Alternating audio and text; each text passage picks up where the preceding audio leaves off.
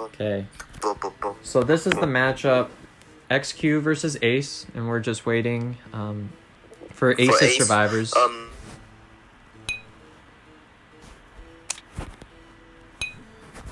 A bit first because I got to finish this one. Okay. But yeah, I just really need all of your cooperation as best as possible. I got you. Yeah, fam. So as soon as Ace's survivors get in the match, we'll get this match underway. So the first map picked has been Red Church. Someone join. And the second map picked has been Moonlit. Oh, Eli! I thought you had. Aren't you supposed to be at a scrimmage? Yeah, it's not for an hour. Eli, why are you here then, fam? It's not for an hour, so I have a little bit of time. Yay! It's the fake Eli, the evil twin. Oh, What yeah, have you done with the real Eli? I locked him outside of the house, so he's. Yeah, let me invite you in here. I'm calling the police. Nah, it's fine. He can go find a housekeeper or something. Combo. But we got Eli commenting that I'll be streaming another match. I just got to sort out Ace and XQ. And remember, I need just go to VC in mind. yep, we got But yeah, 1 minute delay on the stream. Okay. a 1 minute delay. Play combo. I need that 1 minute. Okay. I'm actually gonna watch the stream and see how many people are watching. I was gonna want Eli to stream so I can see who gets the most views, hence who is the most useful person. Oh my god. How many of yous equates our usefulness?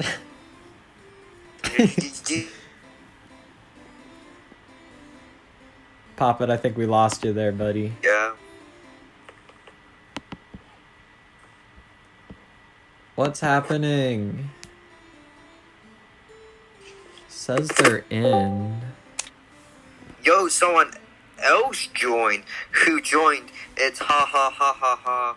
You're supposed to be playing. Go join a little VC schmuck. Wow. Did you guys begin the match already? Or... No, I'm sending another invite. Okay, we're just waiting on Ace's survivors. I'm just gonna invite everybody in my friends list that has Ace in front of their name.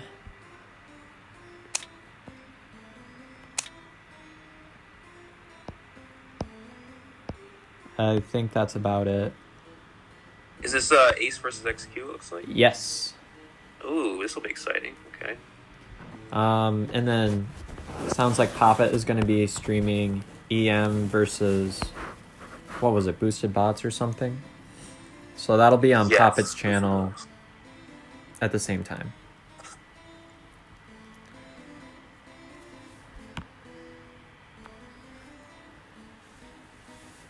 Go get Poppet some subs, guys. He needs it. Alright.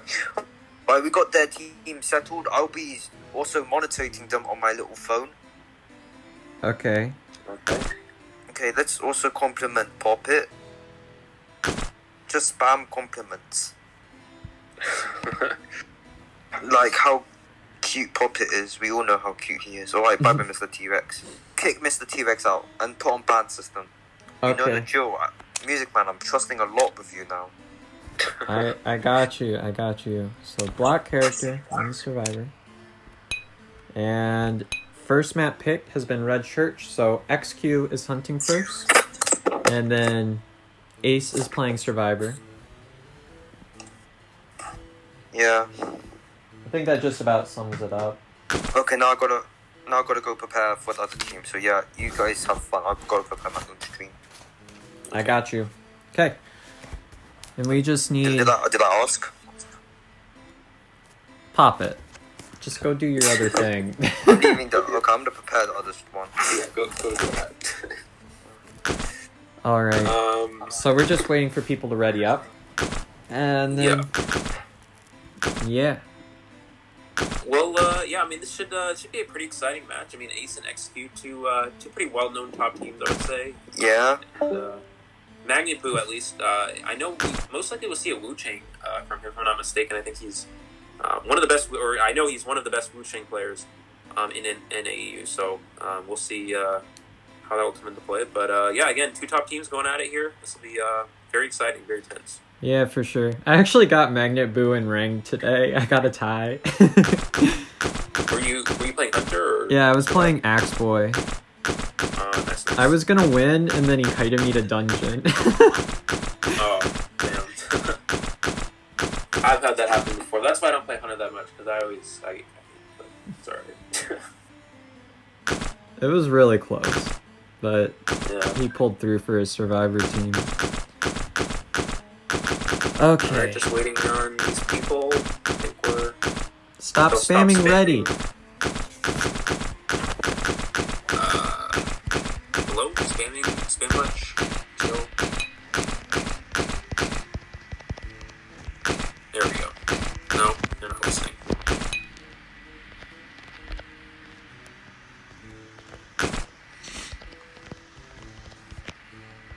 Alright, waiting on one more player already up here, hopefully.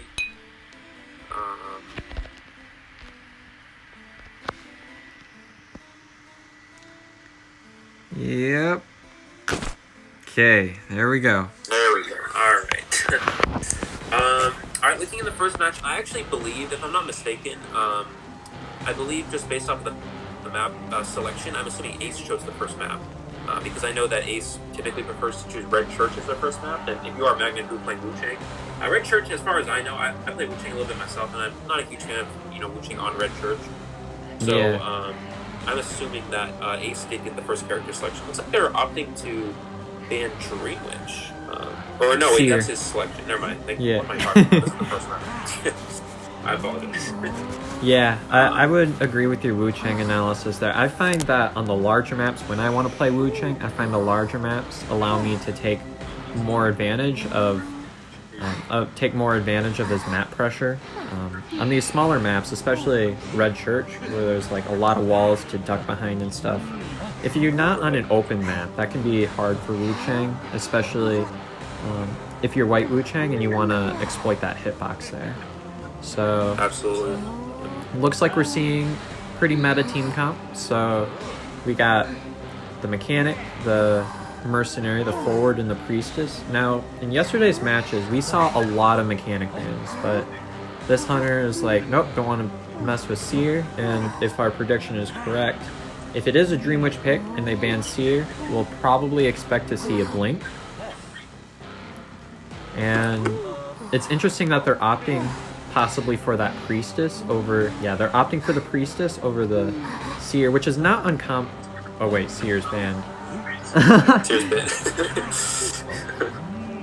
It's not uncommon to pick priestess on this map, especially with voice communication. If you can set up your portals for your teammates, Absolutely. can definitely. Priestess is just a very strong character overall, and Priestess is one of those characters that likes to head into those those buildings with all the kind of thick walls. Like Priestess is actually pretty strong in church, just for looping that church area. But it looks like we are actually going to see a Dream Witch from Magnet Boo here. This is a little bit surprising. I actually have never experienced playing against this Dream Witch. I've always seen a Wu Chang out of him, so seeing Dream Witch here is very exciting, and I always love to see the in this game. It's always exciting to see. So we're going to see loading into the match here. I'll let you call it the spawn music man because I probably don't know it, as we figured out in the past. That sounds good. That sounds good. So we know no matter what, he's going to spawn, generally speaking, on the front gate side. And that's going to be a spawn group 3. So spawn group 3, the Dream Witch is likely to go back gate. And there's going to be a survivor at shack, back broken, and off the screen, a survivor also spawns top broken. And we see that the Dream Witch is going to find the mercenary first. Not going to go for it. He's like, nope, don't want to deal with that. Goes to the Cypher at back broken. I suspect probably will chase the forward. Looks like, yeah, gonna go ahead and leech the forward. Oh, taking the free hit. They're gonna use that football. The first forward there. Excellent job from that Dream Witch. Forward, opting not to use any football. Might have cost him the free hit there, unfortunately.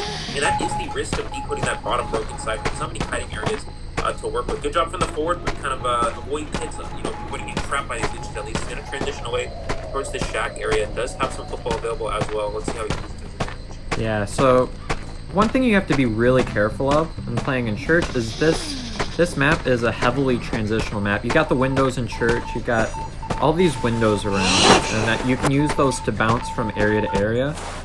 Another thing to keep note of is that this Dream Witch is running Blink. Now, if you've got Patroller, usually downing a forward is not that bad. But being that this hunter is carrying Blink, if the forward decides to use his football more for, I guess you would kind of call it utility purposes, so just extending the kite, it can be pretty tough to be able to catch a forward early game. And you see possibly switching targets to that mechanic. You can see these portals are coming into play here. Nice Blink. Good Blink. Yeah, we do see those portals, like we mentioned before, the portals, this might not be the strongest map necessarily, but that church area is very good for setting up different strategies. We're going to steal the priestess, but the Dream Witch has caught on. He's going to go ahead and leech that priestess to prevent that as an option. Let's see if he can get the hit with the spawn follower. Kind of trying to sneak up here on this priestess. See if he can grab it. He's able to get so and gets the dash. Yeah, that's a very good sandwich by this hunter here. Pretty quick down for the most part. He's going to be able to get him on the rocket chair. And also has a leech on the mechanic to potentially control Cypher as well. So this is a good start for the Yeah, for sure. And being that this Dream Witch is carrying Blink, we could probably expect to see a few double hits as well. You get a hit on a survivor right before the chair. A lot of times you can use that Blink to follow up. We're going to see a leech come through. So what the forward can do here, good job mind gaming around this pop, trying to buy as much as possible. Goes to the front, unable to get it. Gets the rescue off, keeps the body block, solid rescue there from the forward. Giving this priestess a little bit of chance to rebound tight. 2 portals available as well. You've got to keep in mind though. Can he get the blink? Does get the blink? Without any portals coming into play. Excellent job from this Dream Witch. This will be the second share and still 5 Cypher machines remaining. This is very scary for these survivors. Yeah, that can be the really tough thing. If that Dream Witch doesn't reveal his revealer ability early game, you can really catch survivors off guard at times with the possible Blink pick, and especially against like this sort of team comp. I mean, we could kind of expect it with the Seer ban. However, it is still kind of more common, I would say, to see that Patroller. Especially, you got a Mercenary, you got a Forward, a lot of really durable characters. Absolutely, we're going to see the Mercenary take the rescue here. Priest is going to use one of those portals, still have 2 available, and see how she can use this 2 kite here, but I'm not actually sure. I think this leech still has Blink. Yeah, I'm not mistaken. Leech still has Blink. Gotta use the Blink. Gets the hit as well. This is going to make the priestess dead on the rocket chair with 2 portals, kind of going to waste here, unfortunately. And there are going to be 4 Cypher machines remaining against a Dream Witch with 1 person eliminated. Yeah, this is not looking very good for Ace at the moment. We're going to see the spawn followers going to put the... Yeah, oh. He's going to chair him here. I think I cut out, my bad. Yeah, I lost you for a second. But yeah, this is... Take a look at the Cypher progress here. There are a few Cyphers with progress, but generally speaking, it looks like Cypher Rush is pretty slow. And all of these survivors are kind of clumped in this area. And I think this Dream Witch is going to capitalize on that. Finds the mechanic here. This Dream Witch is going to build a sandwich here. And spawn followers there. So this is going to be a hit, I suspect. There we go. And now this Dream Witch is going to chase both with the spawn and with the leech. Looks like, but yeah, like going back to the point of, talking about the late game for Dream Witch, this is where he was very strong for this hunter. When you have multiple Cypher machines remaining, 1 person eliminated, it's going to become very difficult for these survivors to actually secure any survivor escape at any point. We're going to use the Blink. Oh, unfortunately, failing that Blink there. That's going to take a little bit. Yeah, for sure. I was unfortunate, but it happens to everybody.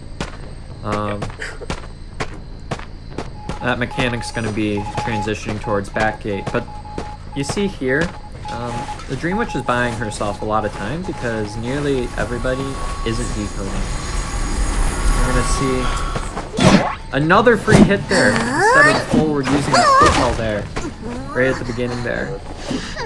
The Dream Witch was capitalizing on that. And the blink is still up, so there might be a possible follow-up there. They're going to try to de-leech. Again, nobody's really decoding at the moment. Yeah, that is unfortunate. And that is where Dream Witch becomes very strong again. Like we said, in the late game, it forces the survivors are forced to heal up and de-leech. And that is the correct play. Obviously, you want to get those things off the board. Prevent that cypher control as much as possible. However, it does waste a lot of time. So that's a lot less time. The Dream Witch is able to get the down on the board. You're still about over half of the football left, so you shouldn't have much problem fighting in this area most likely. But looking at the decoding now, it's like, Window trick! So what happened there was the Dream Witch used her main body, and what she did was she vaulted that window there, which made it so the window was already being occupied by one character, so that forward wasn't able to fall. And then she followed up with the spawn follower I was following, and was able to get the down on the forward without using a leech. We're gonna see spawn followers gonna follow. This is gonna be kind of tougher with the spawn follower leaving the chair. The mechanic has oh yeah, looks like the spawn is a little bit away from the be a clean save after it. It's like, unfortunately, the mechanic does pick up crows, but it is going to get removed here after the rescue. And there we go. We are going to see the forward use that football to transition away. This is exactly what you want to see if you're a survivor. There's the blink. It's the hit as well. This is going to be the second chair for the forward. And I don't know how the Cyphers are getting done here. It looks like about the Cyphers about halfway done, but the mechanic slow decoding and a mercenary decoding slow as well. This is a really good spot for the Dream Witch. And I'm pretty sure the Merc has already used Tide, right? So no matter what rescue happens, there's going to be no Tide there. And we're going to see Leech is coming back to the chair. And looks like Merc will attempt this rescue here. Gets the first hit. Leech is at the chair. Gets the double hit there. And blink available as well. Let's see if he can get the down on the forward here. With that blink, does get the down. Double hit on the mercenary, forward down as well. They're not going to be able to heal as the spawn follower is here. The forward is going to be dead on chair. This looks like it's still 2 Cyphers remaining, but the first going down, and this is a Dream Witch. I think this is 4-person. Also, Dream Witch has a leech up on the mechanic, so there's not going to be any question where the mechanic is at. Absolutely. And this mechanic's just going to try to keep transitioning. And she's slowly approaching with the main body so that when she gets that hit with the leech, she'll be able to follow up with another patroller. Or not patroller, another leech. We're seeing the mechanic go back to decoding. I mean, they're kind of just realizing, like, if we don't finish these Cyphers, we're not going to make it out. There's no way for us to really get hatched, especially against a Dream, which it's very hard to get dungeon as long as they slug. The mercenary self-heal, he's almost done. He's going to go ahead and get himself up here. We just see him down there, unfortunately. We do see the mercenary get back up, but, I mean, the Cyphers aren't really close enough to actually make prime. The Dream Witch can easily camp, these Cyphers out, and it's just going to be very difficult for the survivors here. And it looks like that dungeon is back here, which is where the Merc's at. So if you're in this position as a mercenary, what you might want to do is consider trying to find a syringe in a chest. Looks like bots on the Cypher. And obviously this Dream Witch is going to want to go for that 4-person elimination for the extra 2 points. I'm going to go ahead and eliminate that bot there. Yeah, as you were saying, if you're the mercenary here, your goal is to find a syringe. If you're able to find a syringe, you can actually continually, heal yourself every couple of seconds to avoid getting froze because you're in the middle of the healing progress. So if you can get a syringe, you can heal yourself to avoid getting froze. But it looks like the mercenary is actually going to opt to go here, if I'm not mistaken. And putting that bottom broken Cypher. The survivors are trying to rush it. They think they can still potentially finish these Cypher machines. And, if the Dream Witch doesn't acknowledge the mercenary decoding here, it can pay off. Yeah, especially with middle broken having a little bit of progress as well. If that mechanic is able to conserve her self-heal for an opportune time, that might play out for the survivors there. But that Dream Witch is going to be seeing that Cypher wiggling. Oh, that's almost prime. It's almost prime, but it's looking like it's possibly going to be too late. Now, a mechanic here, you might actually consider using yourself here and then making a run for that back broken cipher while the mechanic's hiding. Will we see a blink? Yeah, it's the hit on the mercenary. This is going to knock him down. He has already used the self heal, unfortunately. So all you have to do, if you're the here, is blink this mechanic, and that is going to be the 4-person elimination as the mechanic is no longer self heal, unfortunately. And an excellent start for these survivors. Job from Magnitude. Putting XQ at a 4-person elimination situation. This puts a lot of pressure on the Ace Hunter. It does give him 5 points for this first round. Yeah, for sure. Now, if Ace picked this map, surely their Hunter will probably have a trick up their sleeve. So, Ace can still potentially tie this round if their Hunter gets a 4-person elimination. And that's actually T-Rex, right? Yes, I believe so. Ah, this will be fun. All right. Okay, let's open up the custom.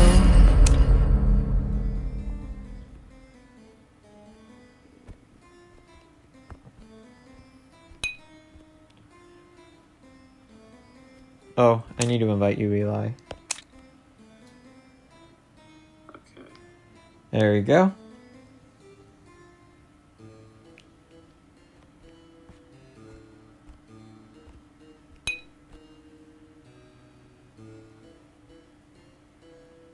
Right. Yeah, we already see T-Rex hunting here. We had him as a commentator yesterday, but he's actually here playing now, so you guys can see that. 4-man, wish me luck, yeah. Now, he also said yesterday, prepare, I'll probably use Bonbon. So will we see, I mean, this is a Bonbon map. Will we see that Bonbon, even though he tends to be a TIE hunter, will Mr. T-Rex have something up his sleeve that we just don't really know about yet? I'm excited to see, especially on a really strong Bonbon map like this. It tends to be a smaller map, you know, possibly easier to patrol the ciphers with those bombs. It'll be interesting to see if Mr. T-Rex opts for that Bonbon, or if he decides to go for a possibly more winning hunter. Yeah. I mean, again, you do need a 4-person elimination if you are this hunter here.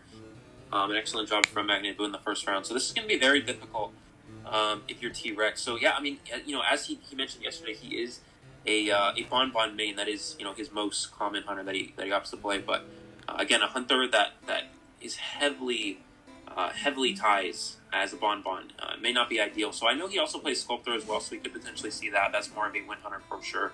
You have better map pressure, better control, and we'll have to see though. We'll have to see. Yeah.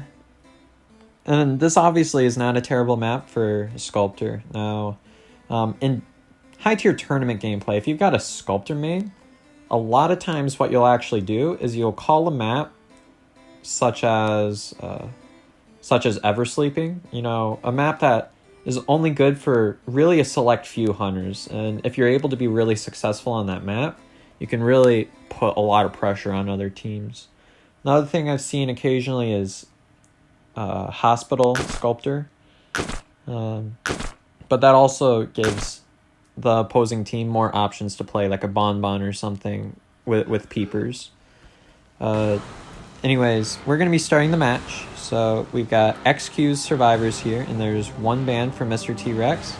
And we are seeing that mechanic ban, which is not uncommon for a Bonbon. Bonbon does not really need to ban the Seer because in this chip shot meta right now, so Bonbon Sculptor, they can really counter Seer if they are able to bomb off the owl or statue off the owl. And we are hovering over that Bonbon, so that would make a lot of sense. Not only is mechanic a good Bonbon ban, it's also a good ban if you're in a situation where you have to kill more people, right? Because mechanic is one of the characters heavily promotes Cypher Rush. Even if you die quickly as a mechanic, you can easily secure a tie or at least one person escape without much problem. So removing that mechanic as an option really will make the difference. You're going to see, throughout this game, without the Strikers able to Cypher Rush as hard, it's going to be a lot harder for them to actually get that person out that they need to secure the win for this first round. We're seeing an interesting team comp from XQ, though. I mean, we're seeing two specifically, like, harasser characters here, which might possibly work, but it's a strategy that we haven't really seen there with that batter and that cowboy, especially during a round 1 pick, when a lot of times it's like, the standard, like, Explorer, Mercenary, Seer, Priestess, Forward.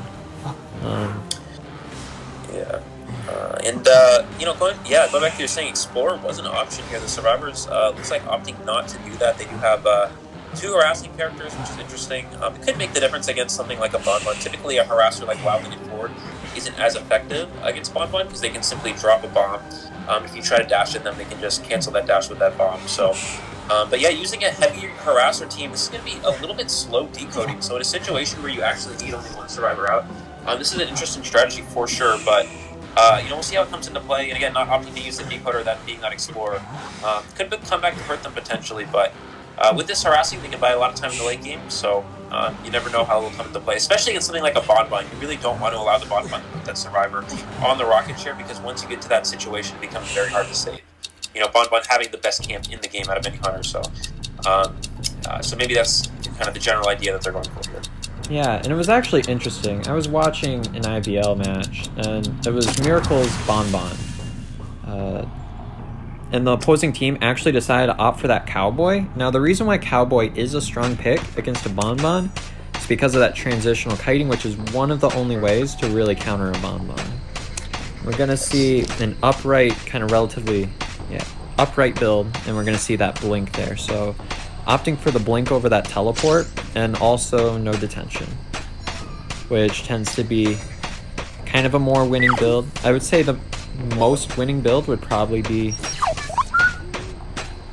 something along the lines of having a teleport in case you don't get the survivor you want first. But we're going to see opting to chase the mechanic here, or not mechanic, the mercenary here. You can see what the mercenary did, that was actually a pretty smart play. So what the mercenary did is they actually took the attention of the Bonbon away from the Seer, which actually gave the Seer a little bit more time to transition away here. It does go down that 5-second bomb to try to mind game in here. Seer able to get around, gets his pallet down. He's going to be able to potentially transition here.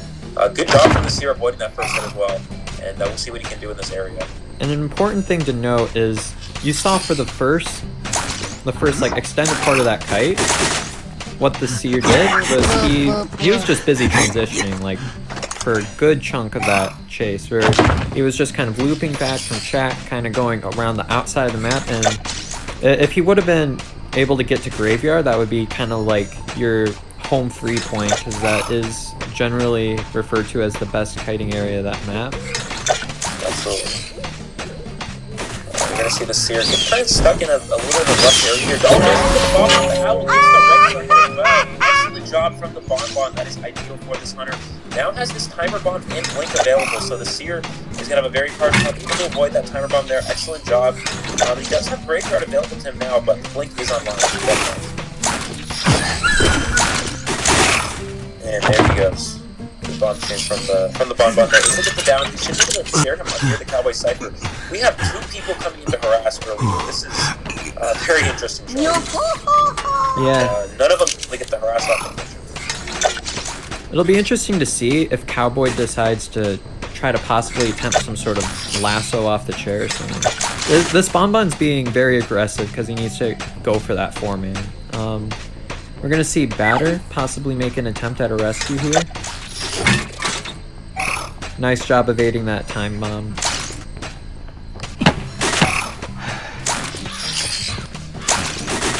Trying to dodge the bomb, so there's the first bomb. He's going to do it. The second hit gets the hit, waits out the bomb, gets this rescue after hit. He's going to be able to get the hit on the Seer. This is going to send the Seer down after a Tide Turner.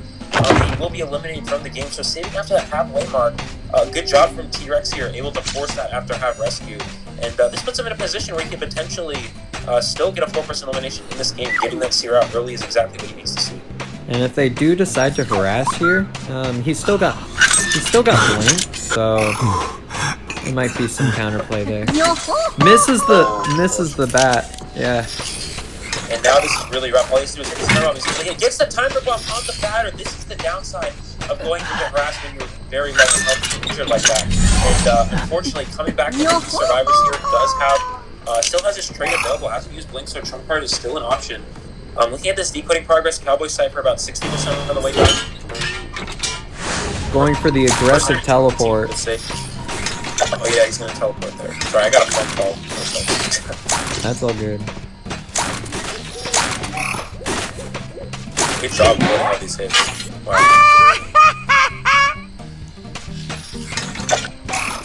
Gonna see him Cowboy transitioning into church, avoiding the use the last play. No, unfortunately going down there, running back into the hunter, trying to avoid the bounce, but ultimately keeping that hit. He's gonna be knocked down and shared near that last cipher, which is not ideal for the for the survivors here. It's gonna force the batter to transition away. Mercenary Cypher only about 20% of the way done.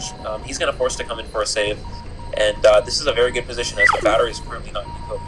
Trying to pressure the Cypher, but Bonbon doing a good job of keeping the chair and the Cypher. Good chip shot on the Mercenary.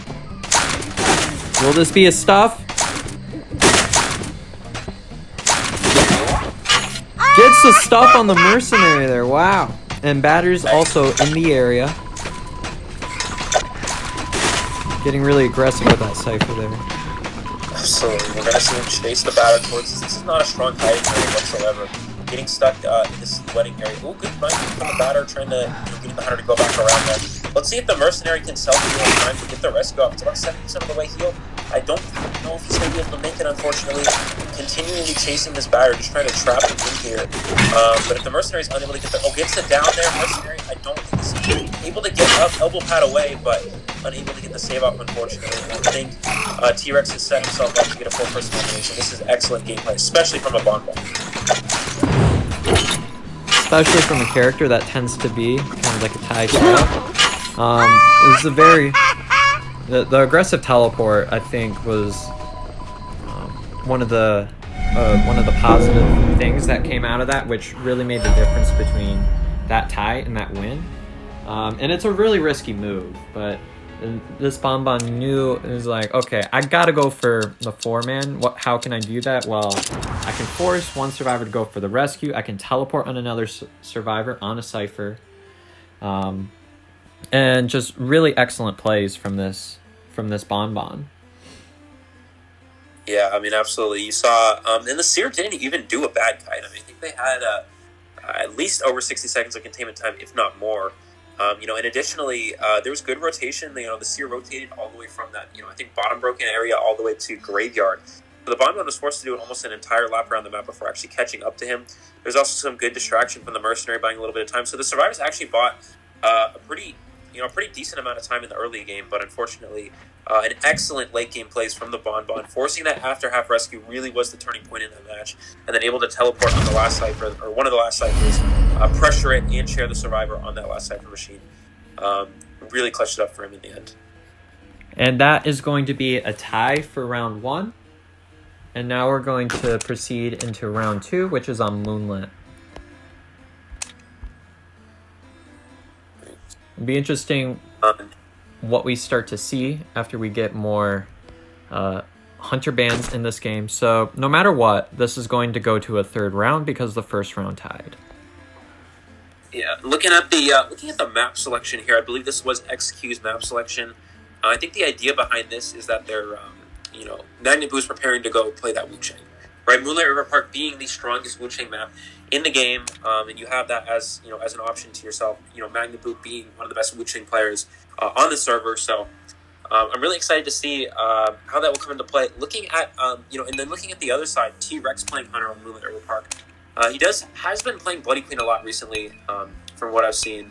So that could come into play on Moonlit as well. Bloody Queen being a very strong hunter for that map, But yeah, it looks like we'll see what the survivors opt to ban. Now it's going to be interesting because this is not a very strong Dream Witch map. Moonlit River Park, it's very big. It's a lot of open areas for the survivors to see the leech. The spawn followers coming from distance away. So we'll see if the survivors opt to ban that Wu-Chang because they know Magnet was a good Wu-Chang player, or they and allow them to play Dream Witch, or they just play it safe, banning that Dream Witch and take their chances with the Wu-Ching. Yeah, I think that just about sums it up. We're just waiting for Ace of Survivors to get in here.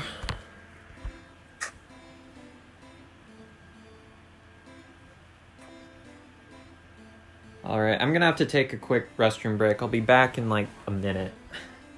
All right, no problem. We stand via.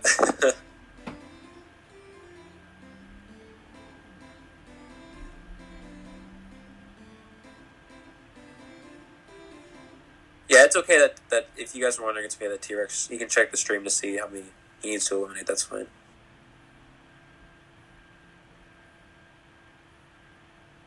But yeah, make sure you guys drop a like and a sub to Music Man's channel. He's been putting a lot of work into streaming this, making good content for you guys. So make sure you check that out. We're just waiting on the Ace Survivors here. Should be here momentarily. T-Rex is a very strong hunter. Yes. Oh man, I'm losing my voice. I'm gonna need some water soon.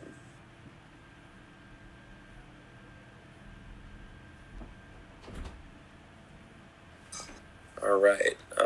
Just waiting on these. One more player here. All right, I'm back. All right. Just in time. We just got everyone.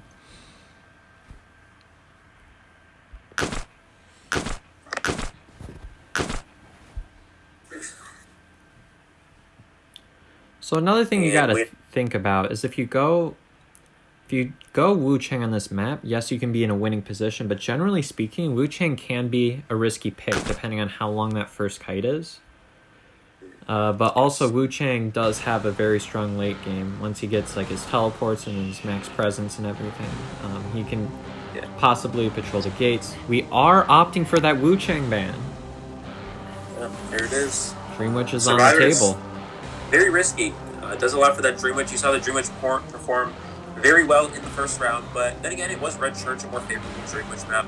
And looking at Moonlight River Park, this is actually a very tough map for a lot of Dream Witch players. So we'll see. I guess the Survivors are prepared for this, and they're just saying, you know, let's take our chances with the Dream Witch. We think we can do better than we did in the previous game, especially with the map selection.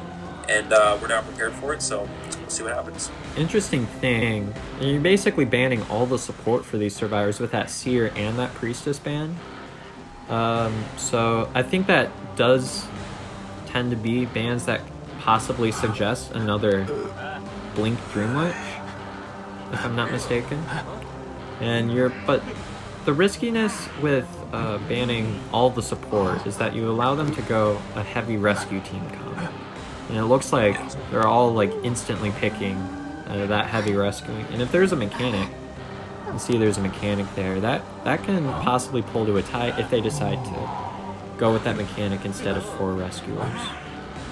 Yeah, now the only downside to using mechanic in a 3 rescue team comp, especially against a Dream Witch, is Dream Witch's map mobility is very strong. You can move around the map very quickly, and you can just simply locate that mechanic. And you find the mechanic first. It's very difficult for a team with 3 rescuers to finish those Cypher machines because of that slow decoding. But it looks like they're going for that 4 rescue team comp. We see Ace do this a lot. This team in particular loves the round 2 4 rescue comp. So against a Dream Witch, I'm not actually sure how that will actually come into effect. Yeah, we'll have to see. Your only real chase options are that forward and that Gravekeeper. But maybe an X-Boy as well from the hunter, just saying, Dream Witch not very strong in this map. Let's pick a more favorable hunter for a map like Moonlight River Park.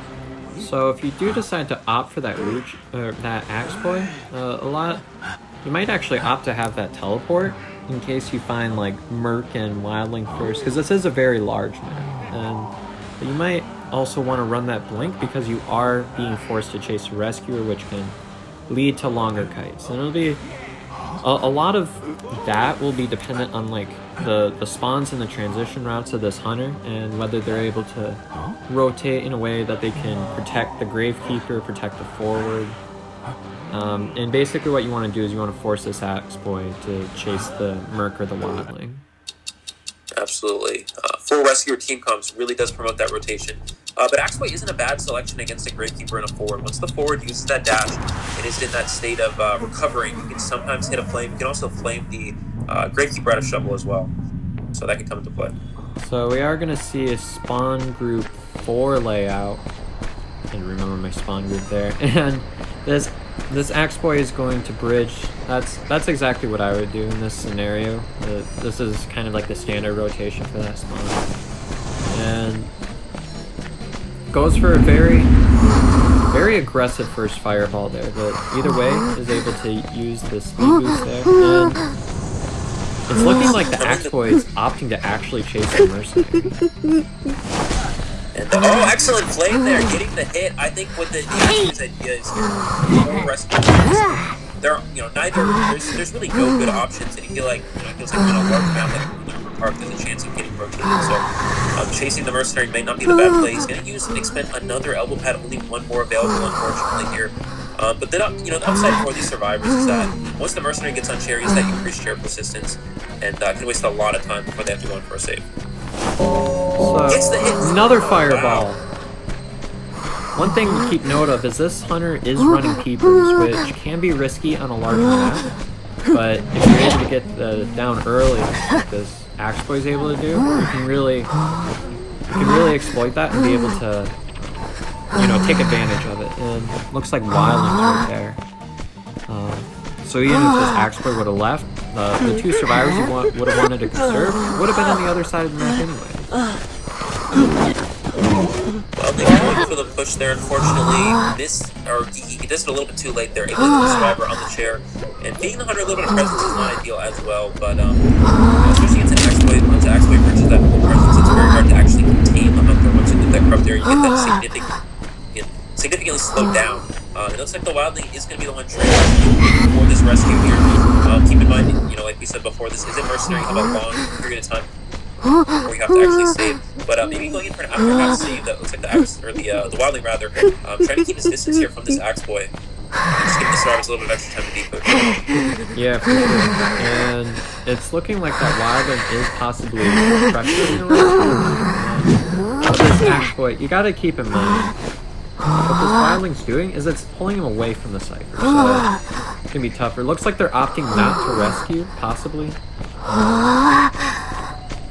Yeah, this is interesting. Yeah, Mercenary, typically a survivor you do want to save, because it does take time to go down. But actually, Hydra wouldn't technically matter anyways. I think yesterday that this Mercenary no longer has any elbow pads to rebound by this mic.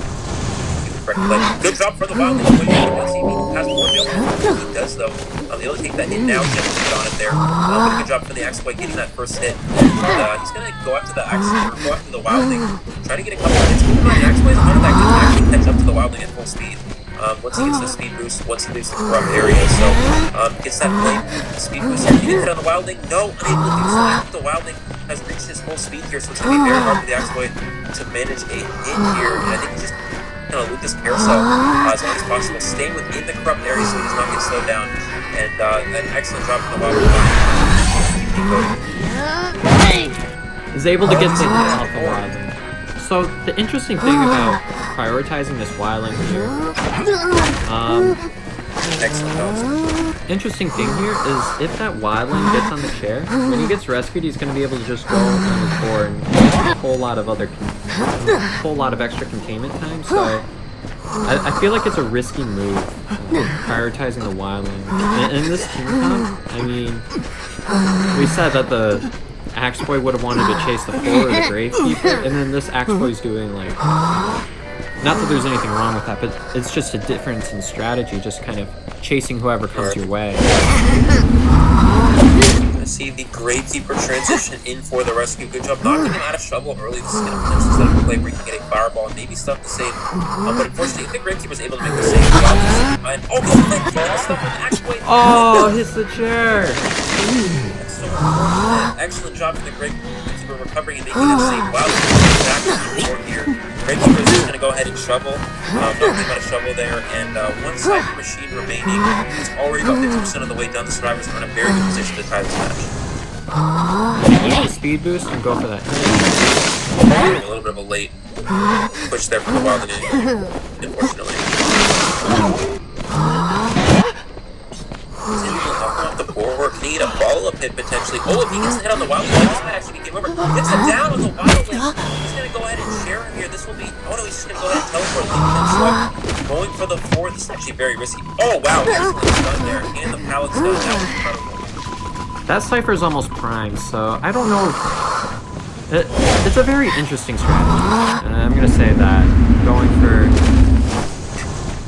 for that Cypher there, if that forward's able to pressure that Cypher some more, it could put this Axe Boy in a tougher position. Especially once these survivors are able to start selfing. Yeah, see Graves up, Wildling's up. And now, it's not exactly necessarily clear that he's at the moment. Depends on if forward's able to pop here. Don't think so, unfortunately. Trying to avoid those fireballs. Actually, just pull down something in 3 seconds. Looking at the other stars, looks like the Wild League just going to go ahead and hit the Gravekeeper. And this is the downside to leaving the Gravekeeper slow. Because these survivors can simply just heal up to full health. It makes it so they can go into a save later on. They constantly pressure the Cypher once they reach that full health. Good job from the forward. Avoiding these flames, using that football to constantly change the team here. And this is interesting. There's the flame. It will get the down, but the survivors able to heal up and finish the full here. And this is again looking pretty good for the survivors to eventually scare them. Yeah, so at this point, I think we can expect, since Gravekeeper got stuffed, I believe he still has hide, and I think that's why they decided to go Gravekeeper and not necessarily the Wildling, because I think they want this Gravekeeper to go for that rescue. We're gonna see, gets the early hit. Will the Wildling be able to approach now?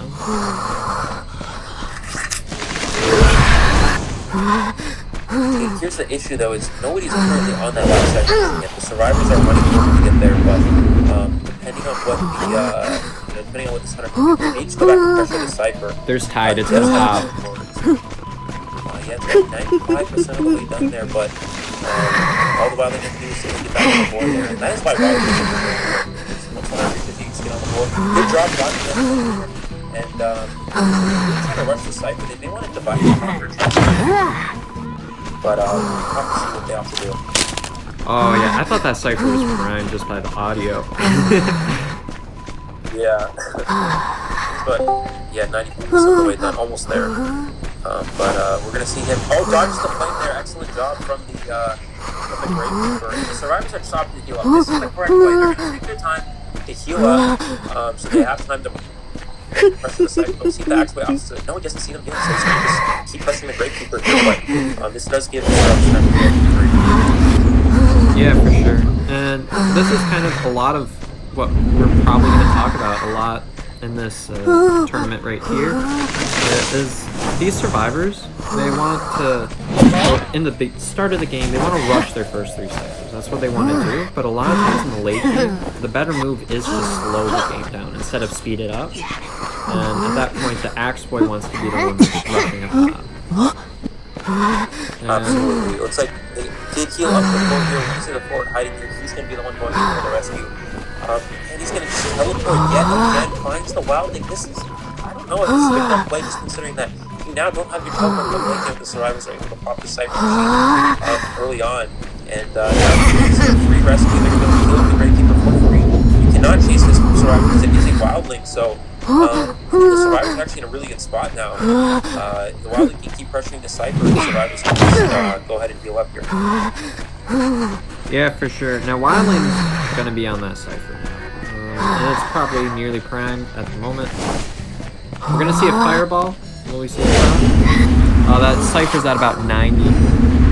Yeah, he's going to be able to pop it before he catches up to him here, unfortunately. And the dungeon is in the area. It looks like, I don't think, oh no, the Wildling's going to not pop. I think what he's trying to do is, he might be waiting for his board to pop before he pops the Cypher. I think that could be the case. He pops to get on that board, potentially. I think that would make a lot of sense. Now, it'll be all about whether this Axe Boy is able to, you know, double hit with that Fireball. Yeah, that's going to be good. Trying to line that up here. It's going to be a pop. Yep, looks like it. see now teleport isn't online, but all the survivors are also on the side of the map, so it'll be interesting to see what the play by the survivors is. Do they go for like a tie and try to get 2 survivors out on the other side? Or will they try to also put pressure on this gate? It's looking like they're opting to get the other 2 survivors on the other side of the map. And this forward's just trying to buy as much time for his team. There's an illusion there. Interesting. Able to pick that out of a chest. Pull that out of seconds here. Transition over here across this pallet. And looks like wildly now can stop execute. Begin to open it. Forward does come down here though. Forward is available. So we're going to see him here. Forward most likely. I'm interested to see. I don't remember. Is Forward definitely here? I don't know. Share this one, right? Yeah, he's going to go ahead and teleport here. This is a pretty good position for the attack, so I think he's going to be able to get a free personal attack. Considering that I don't think the great person can get back to that rest of the time, especially on a large map like he already had.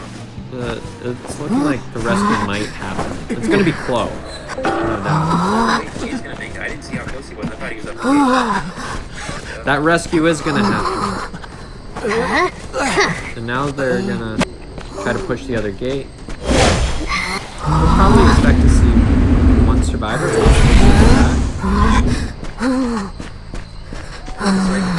They're really just pressuring this gate. They're going all over this thing. They have to get this executed time. Foot race at this point. He gets about 9% of the way done. Get Oh, that was huge. Will he crawl out? Will he crawl out? No, he will not. Excellent job. 3-person elimination. That was wow. That's the best most so far. Honestly, fireballing inside of that gate. Wow, the intensity on that last cipher was just crazy. And this is going to put pressure on Mr. T-Rex here, because now he needs to get a 3-person elimination to tie it. And that's going to give 3 points to XQ and 1 to Ace. And now I just need to invite... Ladies and gentlemen, as y'all niggas saw that survivors got raw dogged by a fucking axe boy. Okay. Don't mind that.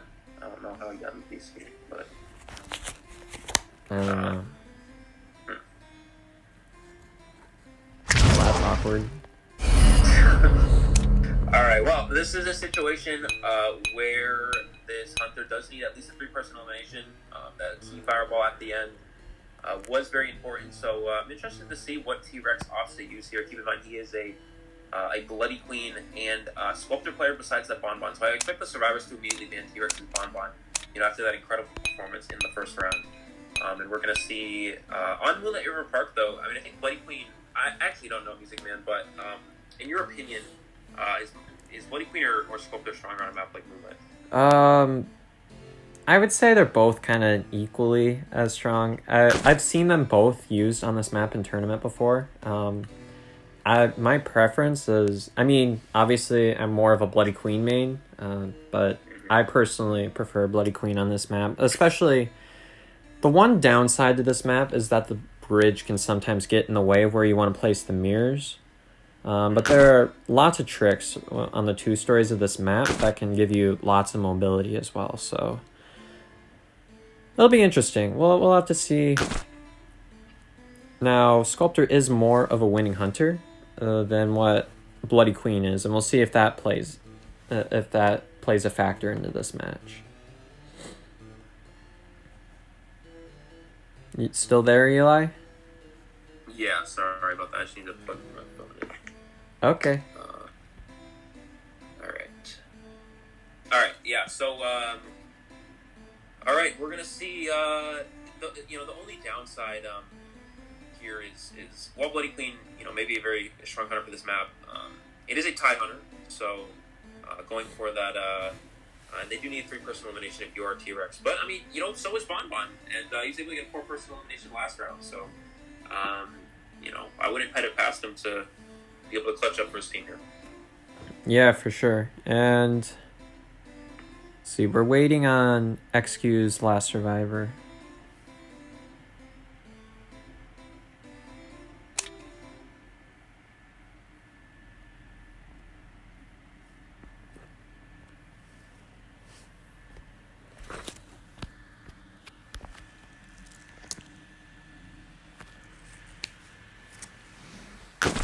There we go, got the last survivor. So we're going to see what T-Rex opts to ban here. We saw them ban, I believe it was Mechanic in the first round. I expect Mechanic ban yet again.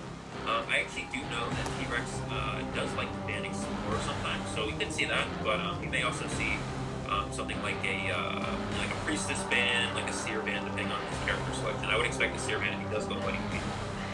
But for Sculptor, it may be a little bit different. We'll have to see what he opts to go for here. It looks like Mechanic is going to be one of them. Deciding on the second one here. Oh, there is the Explorer. So, yeah, trying to slow down that decoding. Knows he needs a 3-person elimination. Doesn't want to get Cypher Rush, so just removing that decoding option from the survivals here. It looks like, no, he's going to change it to the Mercenary. Okay, it looks like trying to prevent that rescue. I personally feel like the Merc ban, if you decide to play Bloody Queen, the Merc ban would probably be better. No. This can't be a Bloody Queen. This can't be a Bloody Queen. There's no Seer ban.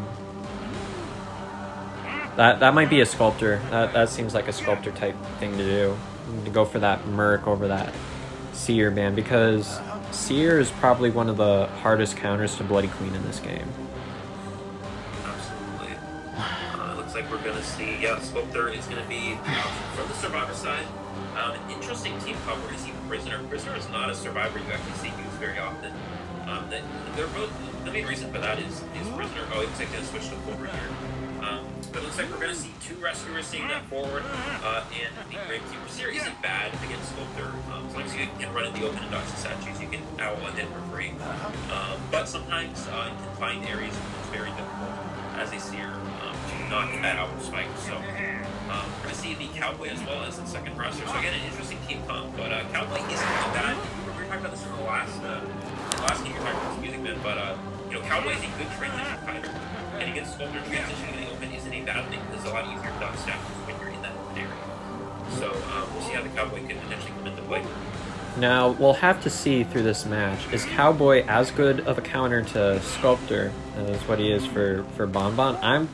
I would personally say not as much. I feel like Sculptor has more tools to counter transitional kiting than what the Bonbon has. Especially once you hit max presence with the spike and everything considered, I feel like Sculptor is more equipped to go against a Bonbon, or Sculptor's more equipped to go against a Cowboy, not a Bonbon. What am I saying? Welcome to PÖPPET'S tournament where we pretend that hunters are survivors. Okay. Yeah, so, yeah, it really does depend on, it really depends if you're the hunter. The early game is going to depend on, especially on a large map like River Park, it really matters where you spawn and what survivor you're able to find first. If you find the Seer first, you're in a really good spot as this hunter, but if you find the Cowboy is fine, you can chase the Cowboy, but if you're trying to find forward or Gravekeeper first, it's going to be a lot harder on this hunter, but we'll have to see the spawn. That really does, you know, again, make the difference on a large map. And another thing about a large map is large maps can be really good for rotation. Spawn group 3, by the way. Sculptor's probably going 4th stop. But especially with the Seer on the team, you can communicate right away with your survivors where that Sculptor's at, where he's going, and especially in more open map particularly. The Seer is able to see where that hunter is throughout almost like the entire match, to be honest. And looks like Seer's going to start that rotation right there. Now, the Sculptor, probably your best move is to go after the Seer at this point. Especially because Sculptor is generally considered a counter towards Sculptor. Or Sculptor is a counter Seer. I'm getting my stuff mixed up. We had our time change today, and it's knocking me on my butt. Yeah, I was able to. Oh, I was able to get on the roller coaster here with the Seer, and we'll see, the seer most likely will instantly just owl this hit here. Oh, gets off on the wrong side though. That might go for 2 seconds. That's not bad. And we're gonna see the seer kind of transition in the open. This is actually really smart to owl himself and take that hit without taking any risk of getting statue here. Gonna transition into this 2-story area. This is ideal if you are the seer here. You want to get up these stairs to this window. And open the god pipe. Goes back to that pallet stun, unable to get there unfortunately. Kind of stuck in a little bit of a rough area.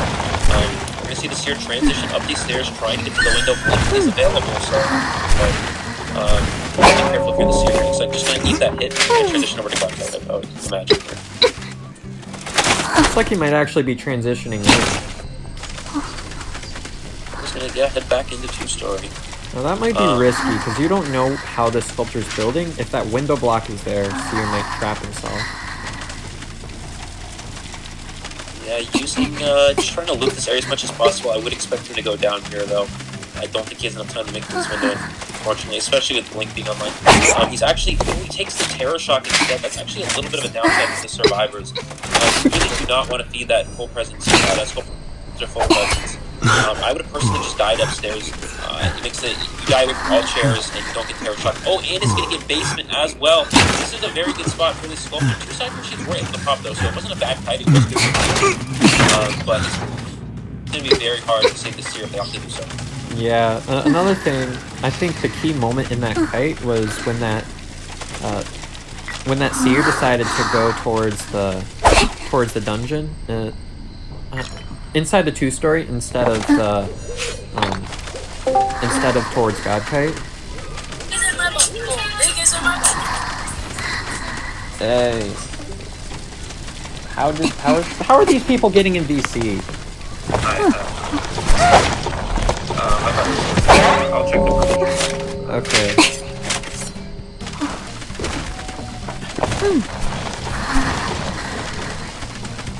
But yeah, we're gonna see the forward transition here, maybe try to make, oh, good stack so far. I don't think he can get a save here. Uses that blink. Oh, this is the good transition with that football. Goes for the stun. Incredible play. I don't know, can he make it there in time without getting statue hit though? Let's see what TRX can do with the competition. And he's able to rescue. Incredible play from forward.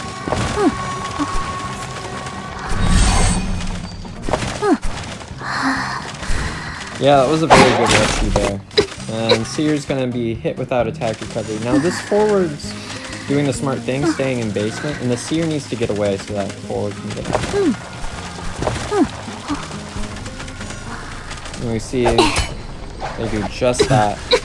Seer's gonna be eliminated.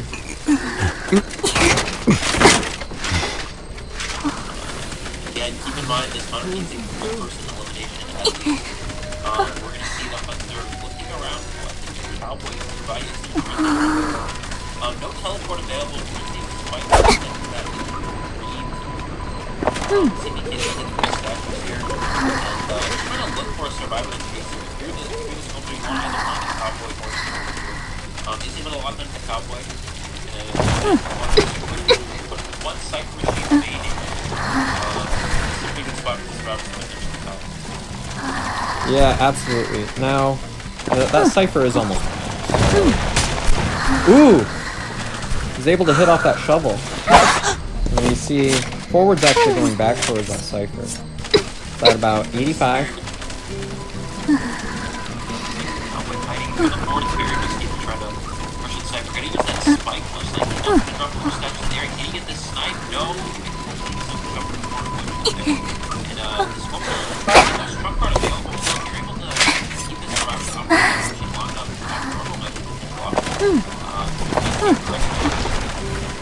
Yeah, for sure. And everybody's injured, so there's not really a bad chase for the sculptor.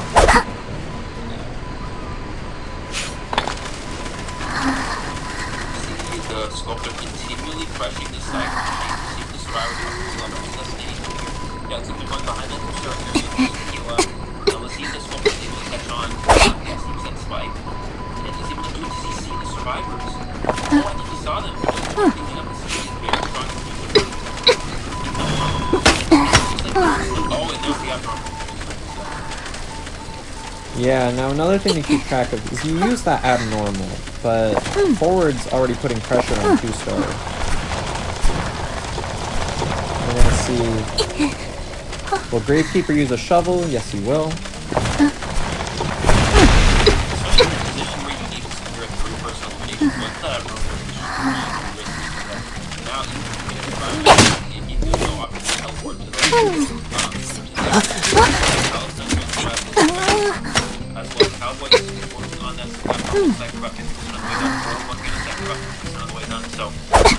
Even if you're able to pressure these cipher machines here, as the sculptor, they can do two at one time, and abnormal is essentially worthless for the most part. Now you can't teleport. So even if you're down to survive in the end game here, you're not going to be able to teleport to the exit gate, and just put him in a situation where this surrounds can easily just secure highlight the gates. Constantly harassing the cowboy here is going to spike the forward. Ooh, if you can get the forward down with the target statue here, and then pressure the cowboy cipher, that could actually be huge. But we're unable to get the hit there, unfortunately. He's going to go after the cowboy here. Going to try to get down to the statue. The pop going to go blast that power. Keep positioning. And the cipher machine in prime. And they're going to go ahead and pop it just like that. Approaching that gate. No teleport available for this hunter. So I think this next game will be able to secure high, most likely in the situation.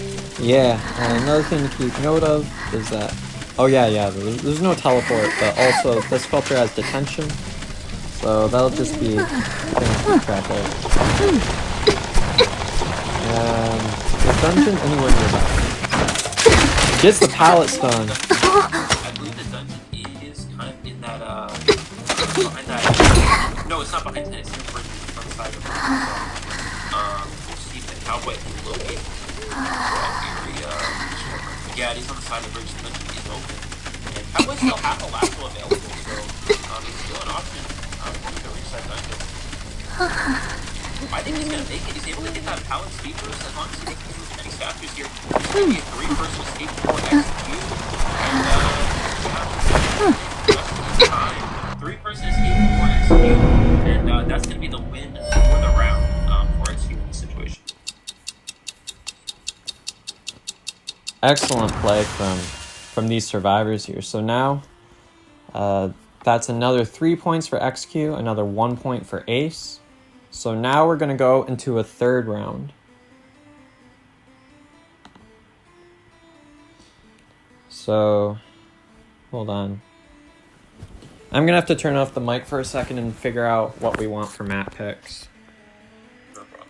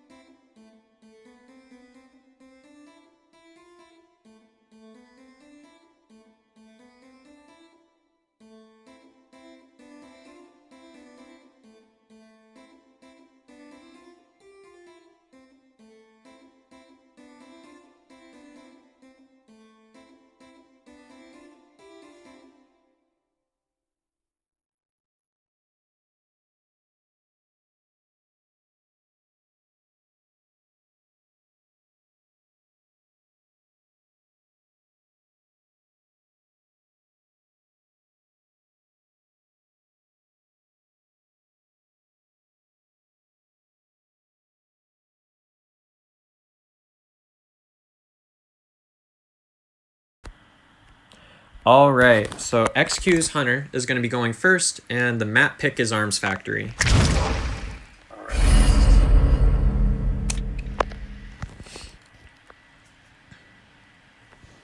I opened up the custom lobby so you can spectate.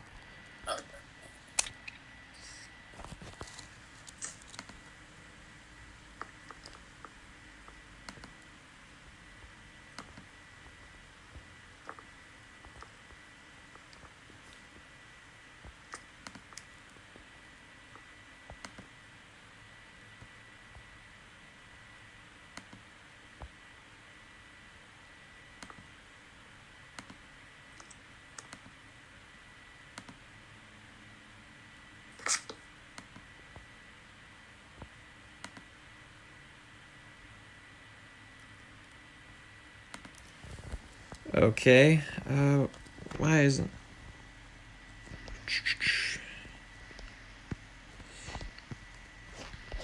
Where did XQ go? Oh my gosh. Alright, I actually have to get going because my scrim is about to start. Okay. It was nice commentating, and I'll talk to you later. Alright, sounds good. Alright.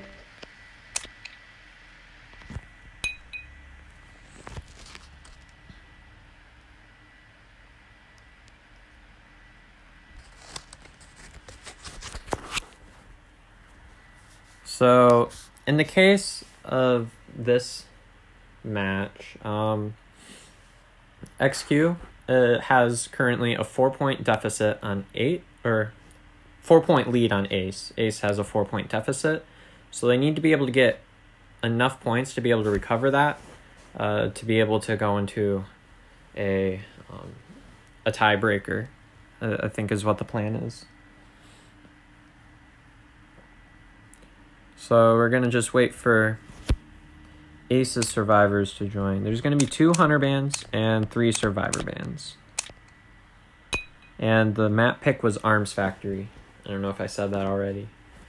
But that's the pick. Now, Arms Factory typically is around 1 pick. It's interesting that we see it as around 3 pick. But we'll have to see what hunters decide to be chosen. Now, this isn't a terrible map for Axeboy. Let's just hold up a second. Okay, yeah, so it'll be interesting to see. We'll probably see that Axeboy if he's not banned. Now, another thing to keep in mind, this is not a great Wu Chang map, so we might possibly see some Wu Chang bans. But we will have to see. Or not Wu Chang bans. We might see them decide not to ban that Wu Chang because he can get kited in the factory in the ruins areas of this map.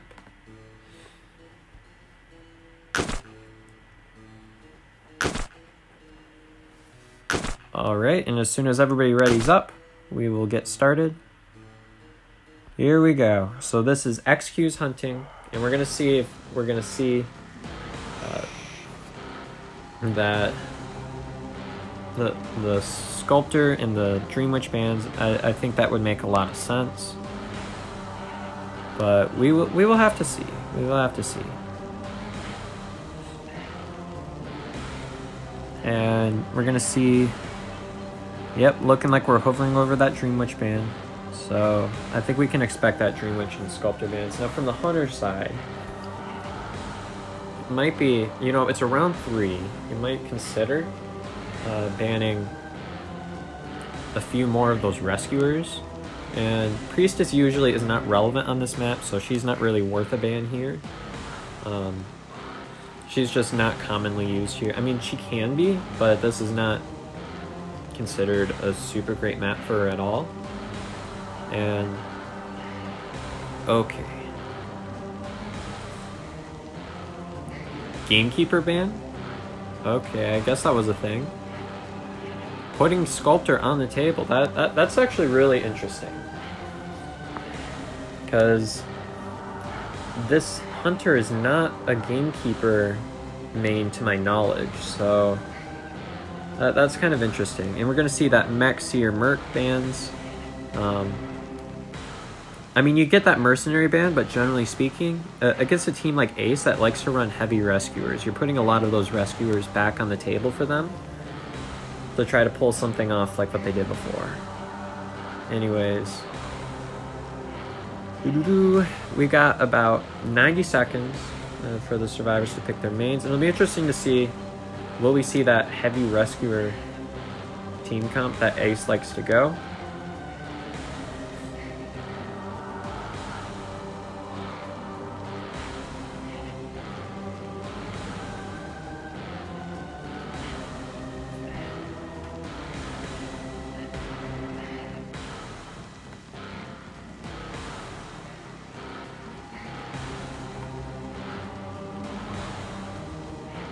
And what's happening?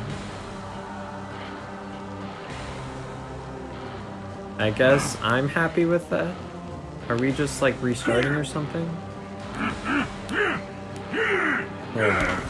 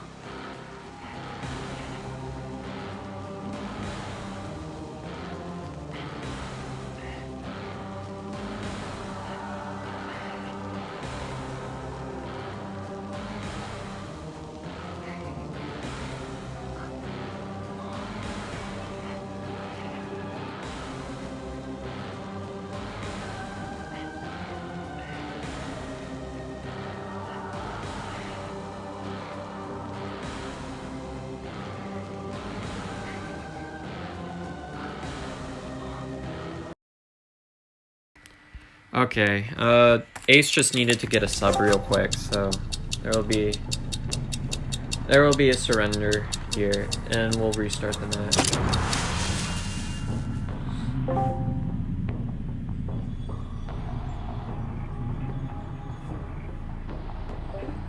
Do do do do do do do do. Do do do.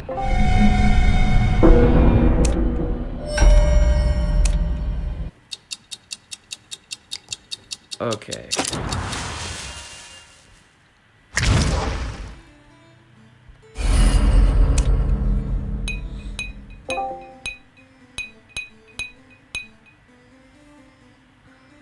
I gotta invite XQ.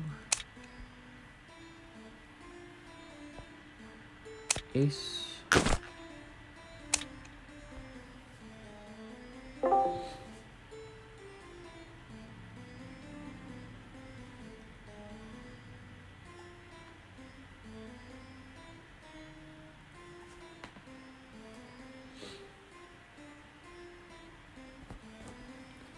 And we just need to get Ace's survivors in here, and we'll start the first match of the round 3. And under these winning conditions, Ace needs to come a long way from here to be able to. This is kind of like the mountain at the end. I mean, they're still in the game, but it's going to be very tough to make this recovery. So, what are we waiting on?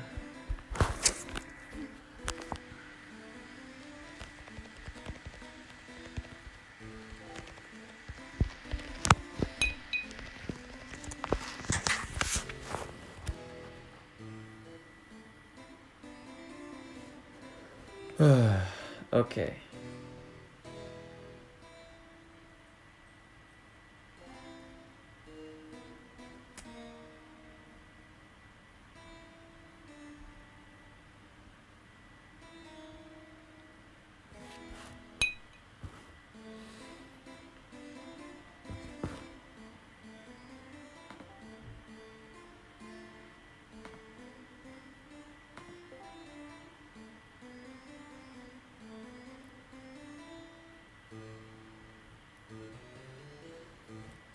And now we just need one more.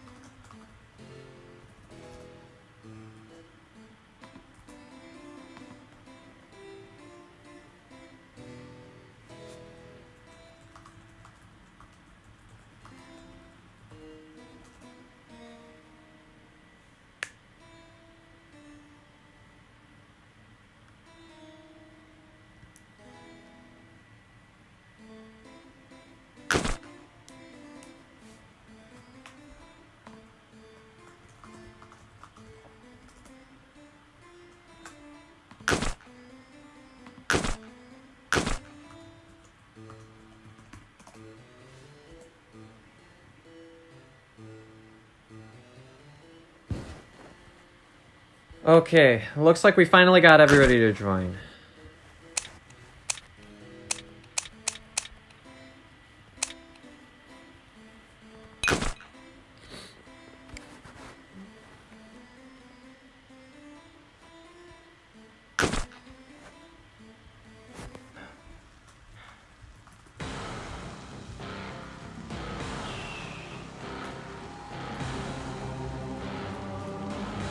Okay, now we're gonna see that Wu Chang band. That makes a lot more sense than a Gamekeeper band.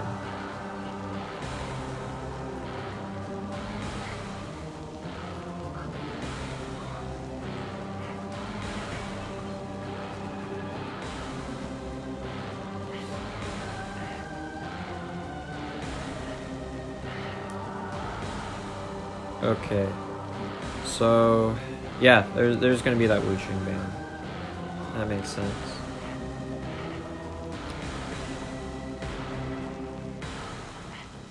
And there's going to be same bands as last time. Mac Merc Seer.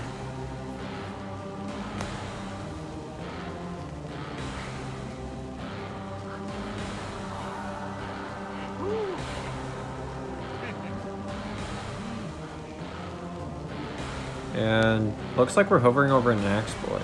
I won't be surprised if we see that again. And with that Mercenary, looks like it's kind of disrupting Ace's typical strategy, which is, you know, a lot of rescuers. Possibly. We'll have to see. We'll have to see.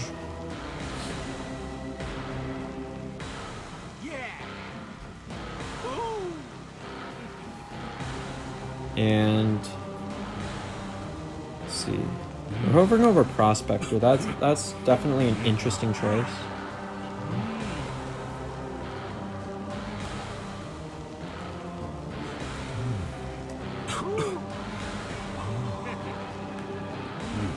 So, okay. So we're hovering over Forward, Explorer, Gravekeeper, and Prospector. So the interesting thing here would probably be that Prospector. Everything else is part of meta, and we've seen it a lot of times before, but that Prospector is pretty new. Now, Prospector can be kind of tough to play against against a hunter if they decide to run that blink. Because if you're able to blink a magnet, then a lot of times you might get hits and then no attack recovery, and you can follow up with another hit. Anyways, okay, it looks like this will probably be the final team comp. We got 5 seconds remaining, and then XQ needs to confirm their hunter. In order to win, Ace needs to be able to get 5 points this round, 5 extra points, over whatever XQ gets. So, yeah, we'll probably see that Axe Boy, and quite frankly, I think that's a smart pick, because Axe Boy is a pretty good hunter on this map. And, okay, now we're just selecting talents here.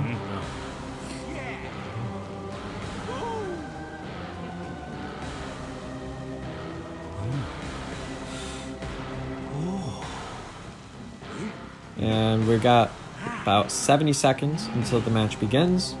And okay, we did confirm that Axe Boy. So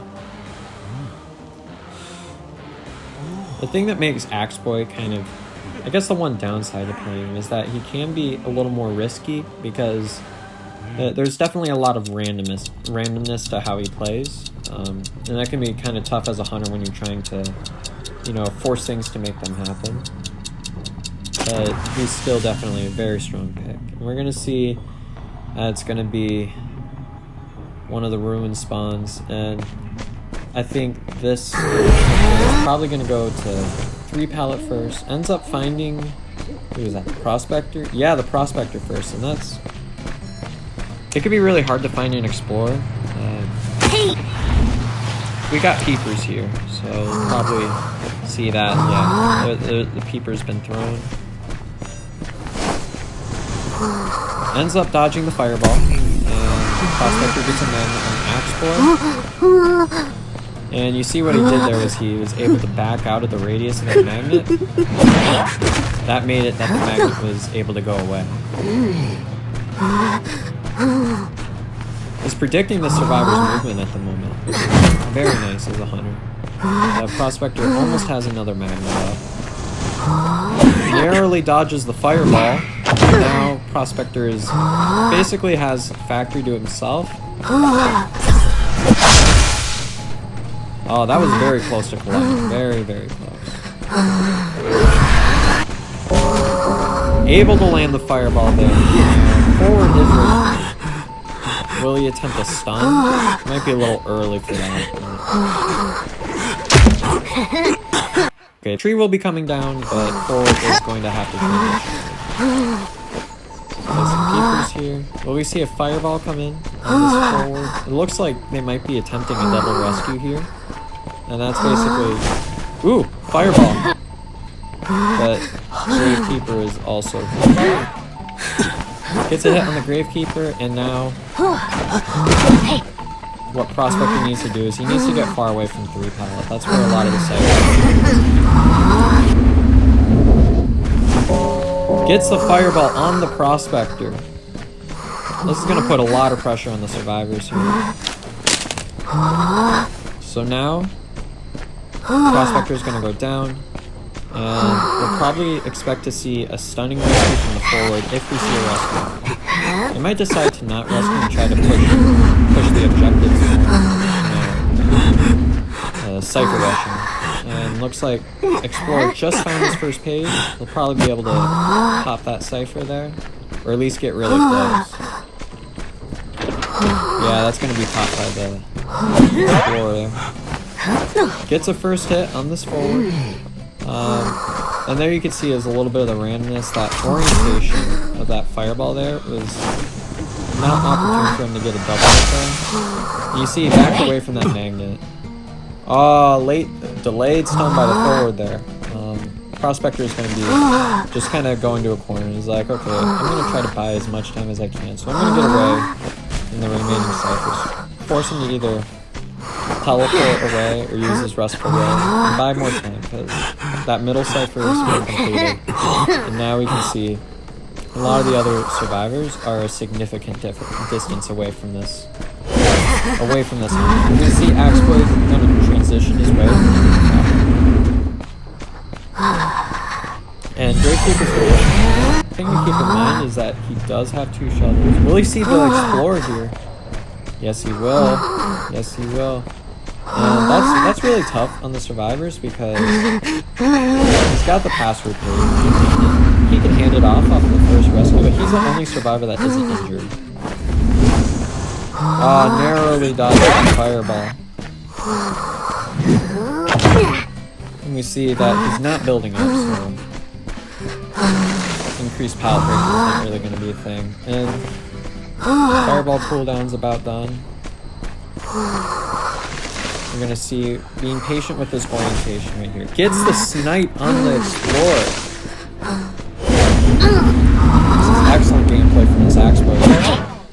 And we're going to see that Explorer go down. So now, they either need forward to stun, or they need to heal up. And it looks like they're opting the heal up option. Grave might go for a rescue. I think the smart plan would be for that forward here. Because he's got that football to be able to stun.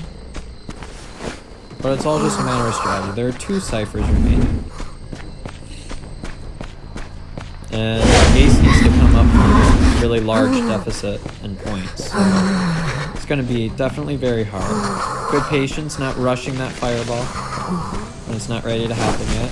Gets the fireball on the forward. Now there is no blink in play, so that will be a safe rescue. Oh, the forward ended up jumping. He picked up the password page. I think the idea was to preserve that password page and be able to pass it on to a cipher. We're probably going to see the forward use that right away.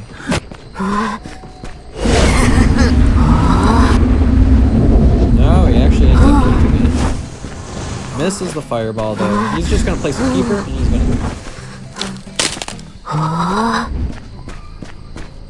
And we're gonna see Gravekeeper approach. Will he be able to make it in time? This is kind of cutting it really, really close.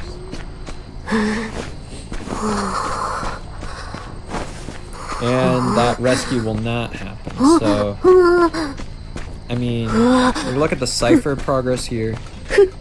One cipher is about halfway done, and there's not much other progress. Forward does have a 50% page. Gravekeeper gets up, probably. He's gonna have trouble remaining. But it'll be all about whether this axe boy is able to find his next target.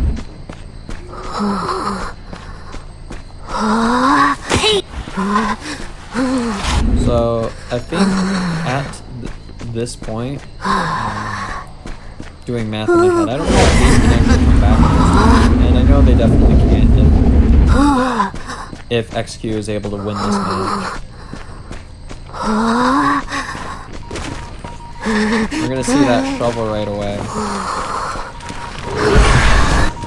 Narrowly misses the fireball. Either way, I would assume this axe boy is going to get detention. It would make a lot of sense. And after this shovel, Gravekeeper won't be able to get up. Or Gravekeeper will need the items. And he's going to see that decoding there and make his way right over the Explorer. Not Explorer. I just said that because he had a password page.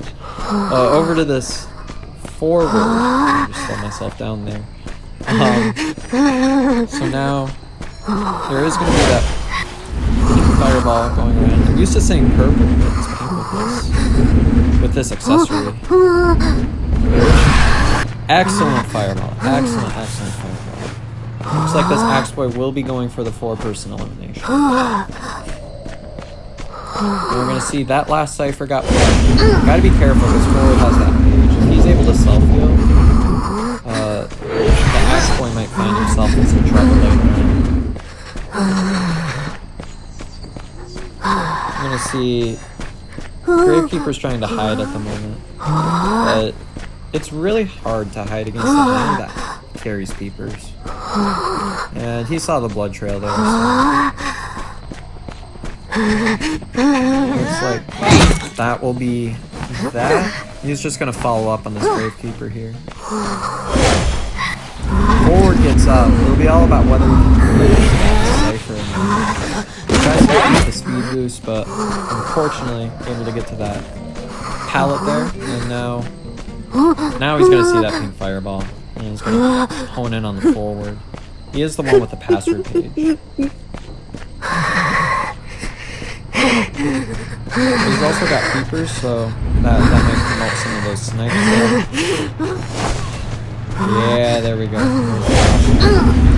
Gravekeeper did find a syringe, and we could probably expect to see a lot of what like Eli was talking about earlier, is you heal most of the way, and then you just kind of tap it to avoid the crows. But unfortunately, there was a pink fireball there. And this will probably be the end for us. Able to get the self-heal, but as soon as this down comes through, there's not exactly a whole lot that the survivors can do at this point. Forward can't self-heal, so that's off the table. Gets the blink and the hit, and that will most likely be a 4-person elimination for Team XQ.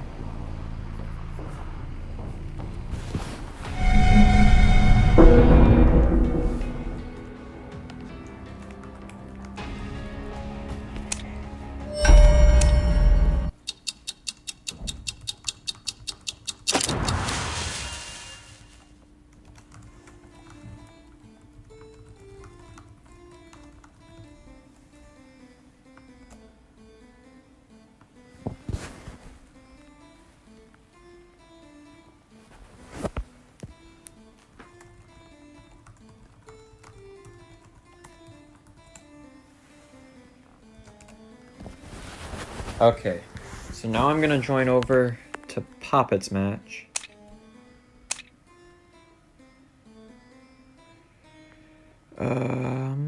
Okay.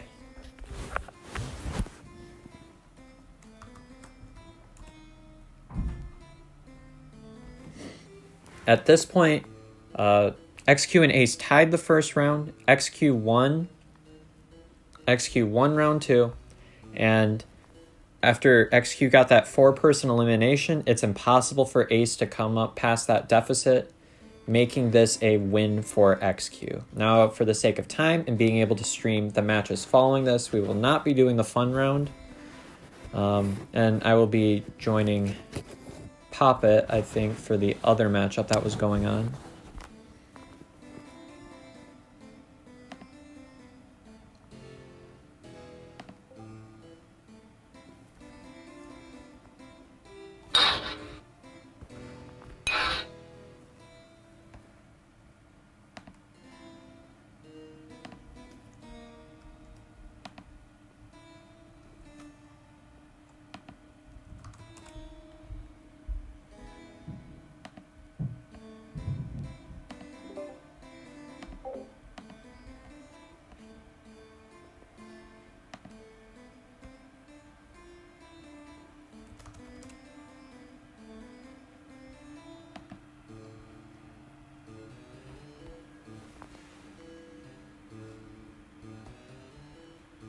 Okay, Poppet's going to be joining the voice chat in a second, and then we'll proceed with more matches. Oh my Lord Jesus Christ, I don't get paid enough. It's going to a best of 4, right? This was Boosted Bots versus EM, right? So, thank you. Sorry, yeah. So now this is going to be EM versus Boosted Bots, right? Yeah, last round. They tied by everything. Okay. Have you been keeping track of the times for the final rounds? No, we haven't even started. Okay. Is the stream going well? Yeah, so far it's going fine. XQ just won their match. Yeah, I do have more views than Synergy versus TVC Scrim. That's the real accomplishment there. That's the real accomplishment. Screw that Scrim. I'm not saying they shouldn't watch a Scrim, but I'm saying my tournament's way more important than whatever they do. Okay.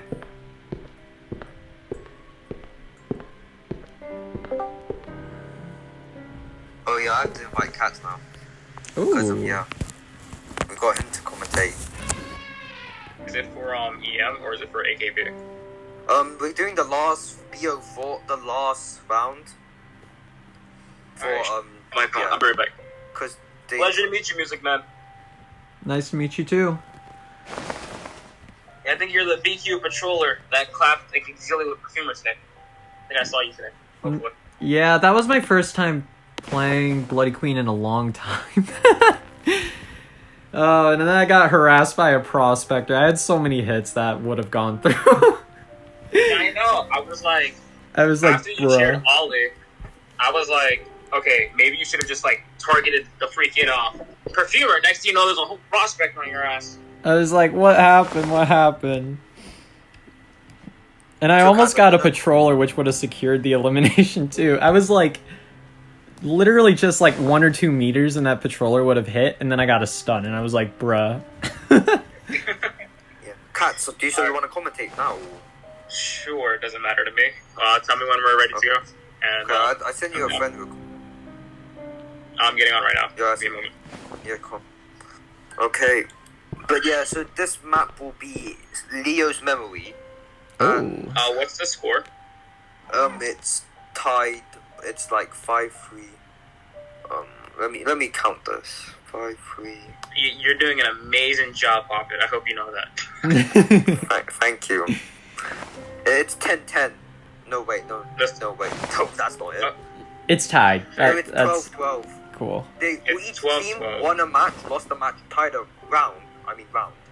And they, point-wise, they also tied, so they make my job much more harder than it really was. Okay, do these teams have roles? What do you mean by roles? And who's the leader? Actually, no. I'm gonna let the teams be aware of what's going on. Okay. Professionalism, my friend. Professionalism. Okay. Are you on now? Yeah, I'm on. Let me accept your friend. Yay, Katz is now my friend. Take that.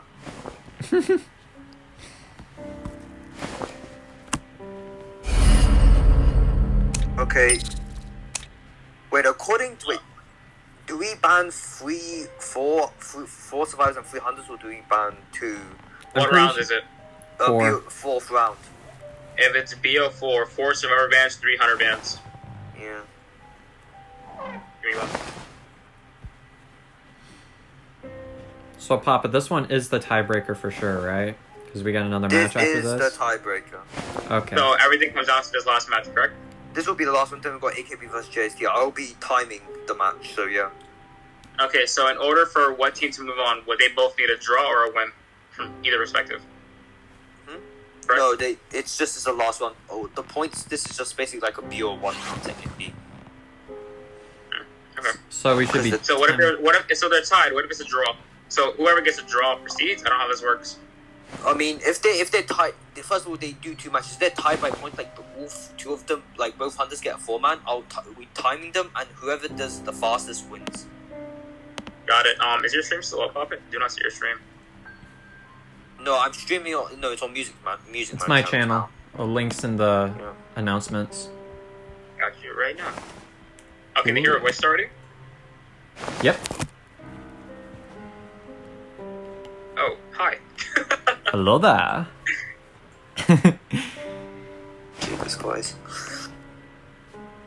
Alright, so I got the stopwatch. No, I have the stopwatch. Well, we'll both get the stopwatch, and hopefully we have the same time. Hopefully. That's hopefully, of course. Wait, TV Sense need to have more viewers, goddammit. They just need to ready up. Coolio.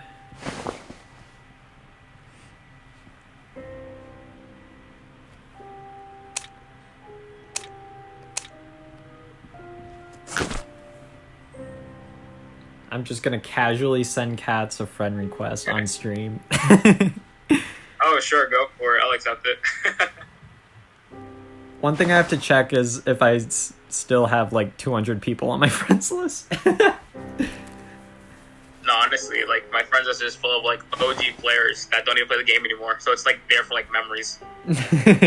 Oh, damn. Mine is just full of like people I added for 5v5 and then like just kind of never bothered clearing out. Alright, so it's EM going to be surviving, and then who's playing Hunter? We have, what is the team name? It's EM versus, who? Versus Boosted Bots. Boosted Bots, okay. Definitely going to be interesting. And they're choosing Leo's Memory as their 4th map, correct? Are you commenting as well, Poppet? I guess, why not? Oh, wow. Yeah. Three's a crowd. No, I'm kidding. Uh-huh. I just need them to ready up. I'm just gonna join the VC just to yell at them to ready up. And then there were 2.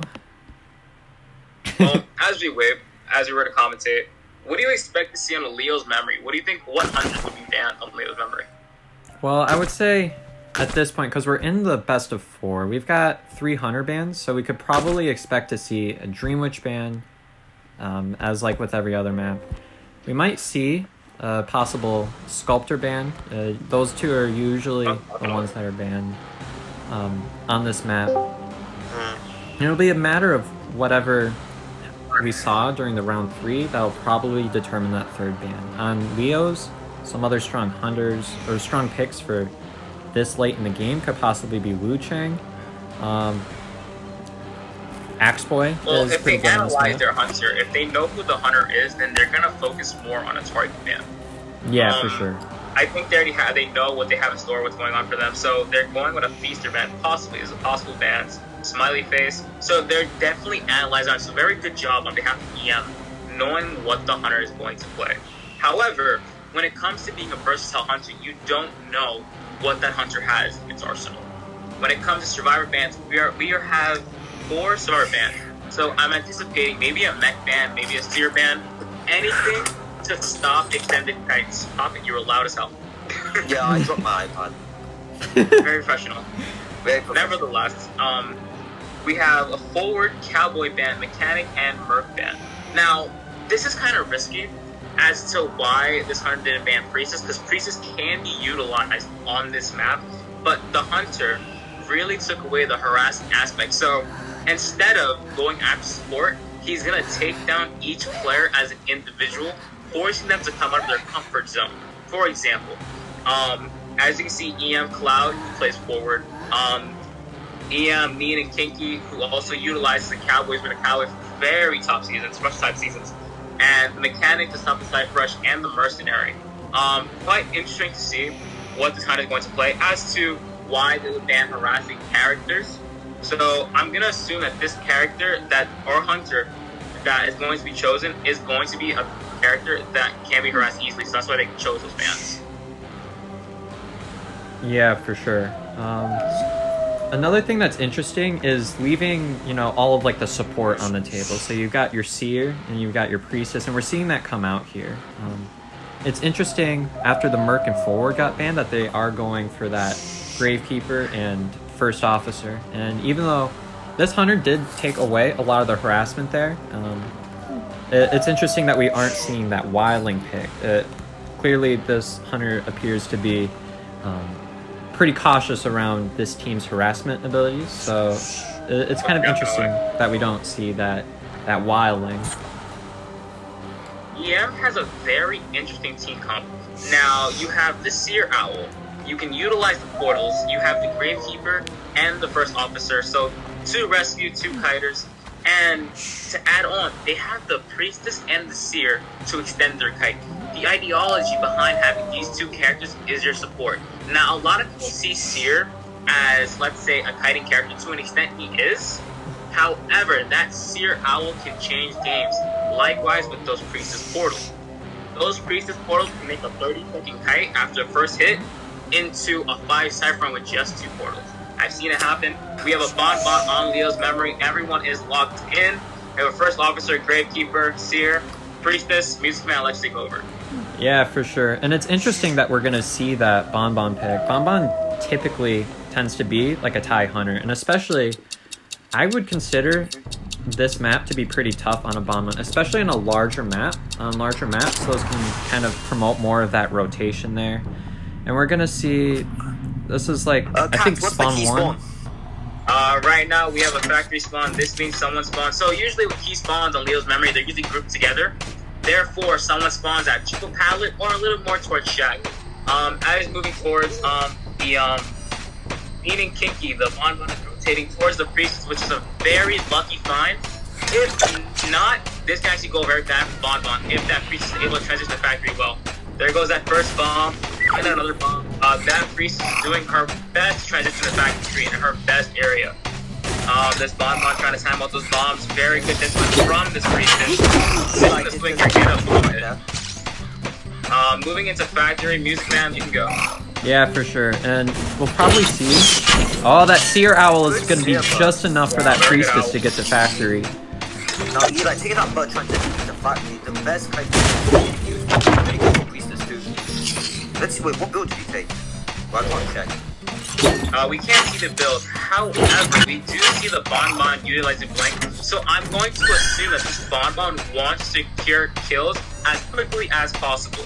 As for Bonbon, you would run around the map, use teleport. When you're using Blink, for example, yes, that was very detrimental, forcing the Priestess to rotate back into factory, back to those 2 pallets in the back, extending the Priestess kites. Yeah, for sure. And we're gonna see, she's just gonna throw this pallet down here. And good pallet stun, good pallet stun. And this Priestess still has... I'm impressed, very good commentating. There goes the Blink. It's basically a factory though. That's what I want to know about. Another interesting thing to point out is Priestess still has... Priestess just ran out of portals. So... Priestess out of portals. Me and Kinky, the Priestess does a very good job utilizing staying away from factory. That is huge. If that Priestess dies in factory, that could be very good for the team. Yeah. There goes that bomb pit, and there goes the down of the Priestess. Eli, Beautiful. Eli, Yeah, but even for the bonbon, very good discipline on that bonbon, being patient with that time bomb, allowing that down, and the priestess cannot transition no longer and breaking those pallets. As you can see, there's wanted order on that seer. Gravekeeper is coming for that rescue. Now, if this rescue is stuck, this can change the potential of the entire game. Gravekeeper is coming for the rescue. Will they rescue after have chaining these bombs? What this bonbon is trying to do, as for those who aren't top bonbons or haven't seen top bonbon gameplay, they like to chain the bombs separately, so they all pop at different intervals. Yeah, those chain bombs. Was that a double hit? The chain bombs culminated in a double hit. Very good job on the bonbon's behalf. The light transitioning away from basement. Good palace from what needs to be secured? That priest needs to transition out of that corner. That is where a cipher is being worked on. Get away from those ciphers. Very good discipline from this team, EM. Bonbon is trying to utilize that time bomb. Very good discipline from EM, getting away from those ciphers. Good discipline has been happening. There goes Normal Bomb. No, I think Sim might go for the best now. Yes, this is actually very quite risky. If the seer goes for it, then there's a potential that seer can get stuck. That first officer is across the map, but he has to make that save. That cipher is a bit slow. There's one cipher left on the field. That was the first officer cipher that was left. So they have to transition from that side of the map. Gravekeeper did get stuck, so that's slowly putting them a little bit longer. Can the first officer or the seer get that save in time? Using the pocket watch to get there. Very good discipline on this bonbon, putting pressure everywhere. Last sniper's 80% by the Gravekeeper. Can he get this save? So I think first one have rescue shit. Rescue priestess. He does. Gets a good save, very good save. There goes the hit on the first officer. He will be down. There goes there's the pop. And we can see there's no detention on this bonbon.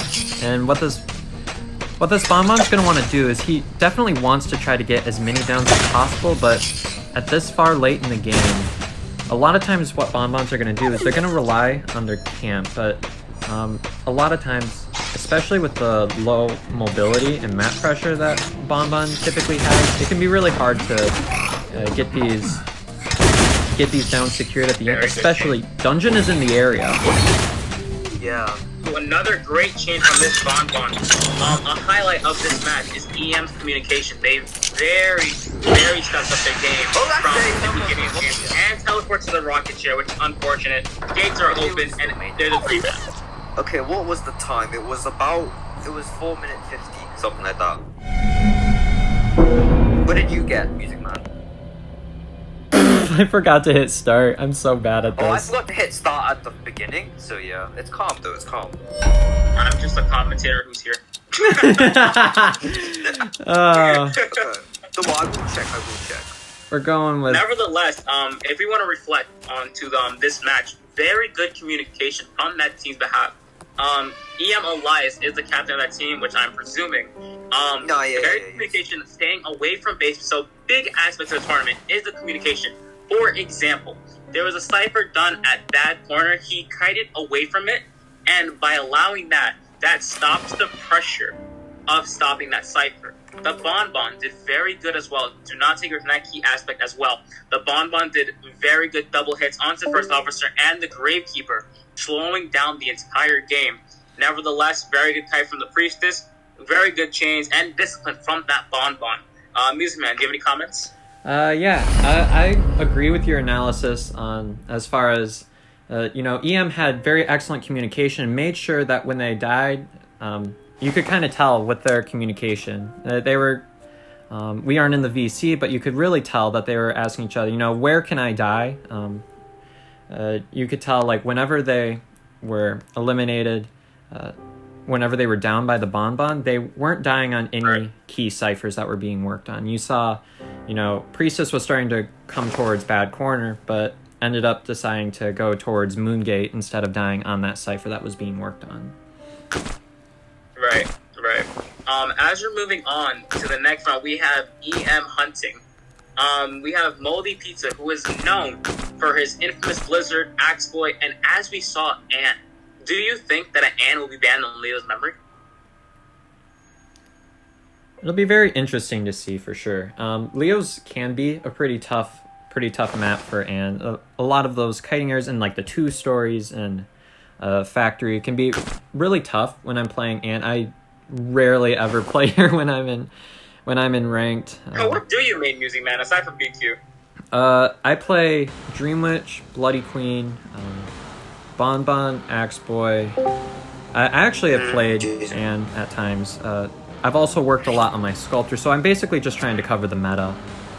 A very versatile hunter, which is very good. Especially now, take a look at a tournament aspect. I'm going to compare you to Moldy Pizza, a hunter who is very versatile. For example, they took away his Sculptor, they took away the Axe, that took away the evil Reptilian. However, Moldy Pizza also has other hunters in his arsenal. Yeah. Nevertheless, it makes him very unpredictable. An unpredictable hunter is very scary because you don't know what they will bring to the table. As we can see, we have a Gravekeeper ban, a Mercenary ban, a Seer ban, and a Mechanic. I'm predicting that there will be an Anne to counter, because Gravekeeper counters Anne. Once he digs, that cat is useless. It's basically useless, right? Yeah. So I'm predicting we're going to see an Anne on the table. He did not ban Forward because Forward cannot counter Anne. The cats counter the Forward. Likewise with the Cowboy, as we can see, we have an Explorer, Forward, Cowboy, and these are not locked in yet. These are options, and there's still a Priestess left on the table for that support. So we have the Decode, the harassing aspect, and the support. Very good lineup and powerful lineup on this team. Now, on a larger map, you have to be careful when you're playing characters. Like when I play characters with relatively lower mobility, such as Violinist, Feaster, and those types of characters, it can be really tough to play them on larger maps, especially if you don't find an ideal survivor first. So I think we can expect to see that teleport. Yeah, I think he's going to pick Anne. Yeah, he will. Yeah, that has been locked in. And now we're just waiting. Oh, wait, no. Okay, now it's been locked in. Yeah, no. Now that we have an Anne on the table, now something that I'm predicting that this Anne will do is probably use teleport. I'm looking at this from an analytical perspective as to why the Anne would bring teleport instead of Blink. Leo's memory is relatively a very big map. You have rotations, you have people hiding. So I'm predicting the build is going to go along the lines of quenching thirst and teleport so that Anne secures those kills. And what Anne can really do is just make the match, extend the match long. Because really, he can just kill one person, but if the match is long enough, they still win. That is an option. Right. Fourth round goes by timing, correct? Yeah, it goes by timing, or it goes by points first. It's then timing. Right. As we get into the game, we're seeing where the hunter spawns. Same spawn, key spawn is triple pallet or factor, depend on how you team utilizes spawns. The hunter is going to rotate towards triple pallet. Very good call. Now, with this spawn, which is a very good call on Moldy Pizza, this does is it forces the hunter to interact with two different spawns. For example, you can see the Cowboy rotating into the Forward. So Moldy Pizza does a very good play on his behalf, getting two spawns. There goes the catch of the Cowboy. Good cop. Look at the first jump. Oh, and he jumps over the catch. Wow, very good by Adam. Yeah, for sure. And it looks like we are seeing an up-down build, but Blink over teleport, which is very interesting.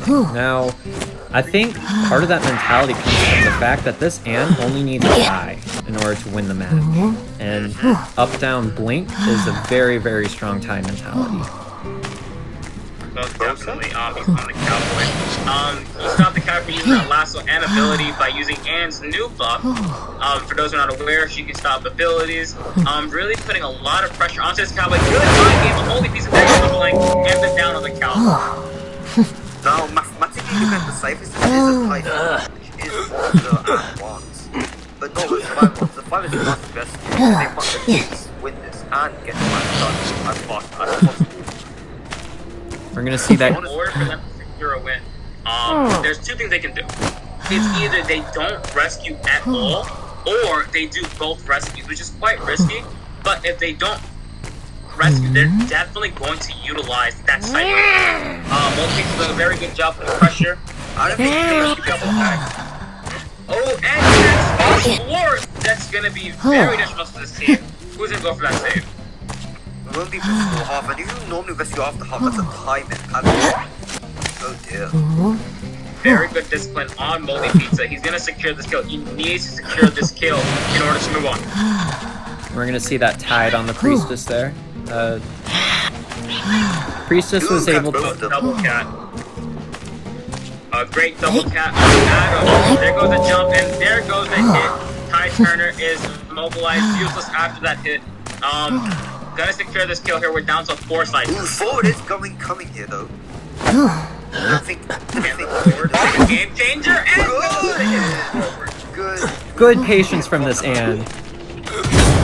Good, get the stun though. Good stun. Very good stun. Very good stun. Now this forward needs to provide that harassment to keep his friend alive as long as possible. Good discipline from this forward, not going for that stun. Very risky stun. Very good discipline from that forward, not going for that stun. However, all characters on the field are injured, which will make this game a lot harder. Dodging the catch, will that for my apologies, make that portal unfortunately gets hit there. Damn. So now what these survivors do is they have to get they have to get a 3-person escape in order to be able to at least tie this round. So what they need to do is they need to heal and go for that rescue. It is kind of like a Hail Mary move at the moment, but it's really what they have to do.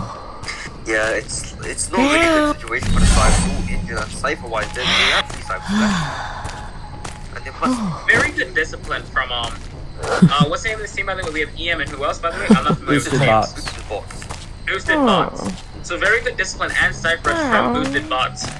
Good stuns from Slane. However, the Cypher Rush is intact, but all characters are injured and they need to secure a 3-man in order to move on.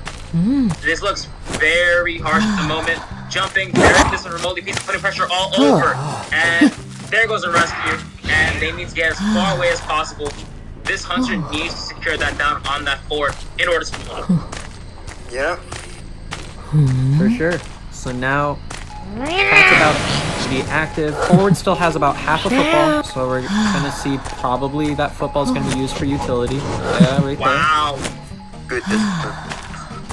Yeah, good discipline from the forward. There goes the ability, and it ends up hitting the forward. Very good timing on forward, however. Very good timing. Forward had a lot of discipline here. As you can see, from the beginning, good stun. Although the forward did get hit, followed up with another stun, and then didn't proceed to stun afterwards. Good discipline and getting away from those cats. Think gonna get that cat right here. Get the Explorer with the cat. Just secured it on Explorer.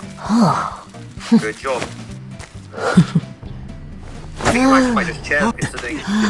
It's already, I must congratulate EM on going into the next one, as they already there's so many booster bots and do nothing about it. Well, we'll proceed to talk about the score and the settlings after the match as a respect, as both teams doing very good and phenomenal. Now, Moldy Pizza is going to probably just camp to remember, it's not over till it's over. Okay. Very good. Moving on to the Explorer, who is on chair. The Priest is looking for Dungeon. Can the Priest secure the one? The Dungeon one is behind Jack. And I think he already knows. I think the Priest is trying to rotate around, look around, and is using the catch to find people. As I would say, listen, even a 1-man escape can be very impressive, as a timing for that dungeon, so you don't know what this Priest has to store. Kite, you never know. I think Don't he stop. does see Priestess though. Dodges the blink. Prediction. Wow, great prediction. Another prediction on the Priestess. Good timing on this Priestess, and there goes the Let's hit. get the hit though. Okay. Next match will be just GG's, the team EM moving on. They're moving on to the finals, perhaps, or semifinals? Quarterfinals, right? Poppet? Quarterfinals, my apologies. yeah, they're going through to the quarterfinals. There's like 100 tournaments going on at the moment. But, I think there's only Understandable. there's like Ravi's tournament, the IVC or whatever it is. That's not, it's called IVL. Then there's yours, and then there's a T5. A lot of tournaments going on. Very good to see this gameplay coming out. But T5. Nevertheless, very good job. Yeah, there's another tournament P5. Very good discipline on this end, securing those kills. As from the beginning, there's a lot of highlighted plays from team, what is it called? I forgot the name of the team, I apologize. Boosted Bots. A lot of great highlighted plays from Boosted Bots and great communication. However, like I said, this game is a game about outplaying, and the Hunter came out victorious. So very good job on Moldy Pizza moving his team into the next round. Yeah, absolutely. So now, Poppet went somewhere. Now we're gonna move on to our next match of the day, which is. I need to scroll up on announcements. JST versus AKB. Versus another team. Yeah, I have no idea. I'm really excited to watch. I'm just here to. I'm really excited to watch these next two teams duke it out. AKB is obviously a very phenomenal team. They've got some really strong hunters on their team, and we actually saw JST last weekend. I think it was last weekend. I've actually trained a bit with JST. They've got some really strong. Their hunter is very strong. Very strong. Dream Witch and Bloody Queen main. But they've also got a really strong survivor team with communication, and it'll be interesting to see how they pair up with a pretty well-known team such as AKB. Most definitely. Let's see what they have in store to wrap it up and conclude for those who just joined the stream. EM proceeds to move on to the next round. Very great games we have in store. Now we're going to move on to the next round versus AKB. And then who's the other team? Music? JST. Perfect. I can't wait for these next rounds coming up. Poppet is in the other VCs getting these teams together. Music, I'm going to take a little break, get some water. You can comment from here. All right. Sounds good. So, as far as what we can expect to see from the hunter side, I know AKB has some strong hunters up their sleeve. I'm pretty sure they've got an Axe Boy main in their team comp, if I'm not mistaken. And JST's got a Dream Witch Bloody Queen main. Also has been working on Sculptor. And from these survivors, we can expect a whole lot of meta. So the standard, mechanic, merc. We can probably see some forwards, some priestesses. Probably on AKB's side, probably a seer. It'll be definitely interesting to see what these teams decide to do when it comes to that strategy, and also when it comes to the map picks for this matchup as well. So I'm going to take a look here as to what the map picks are. Oh man, I gotta scroll up a while for this.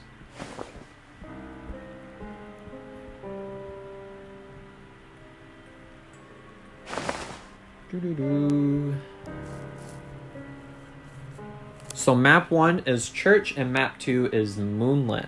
So this is going to be the same type of thing as we saw before.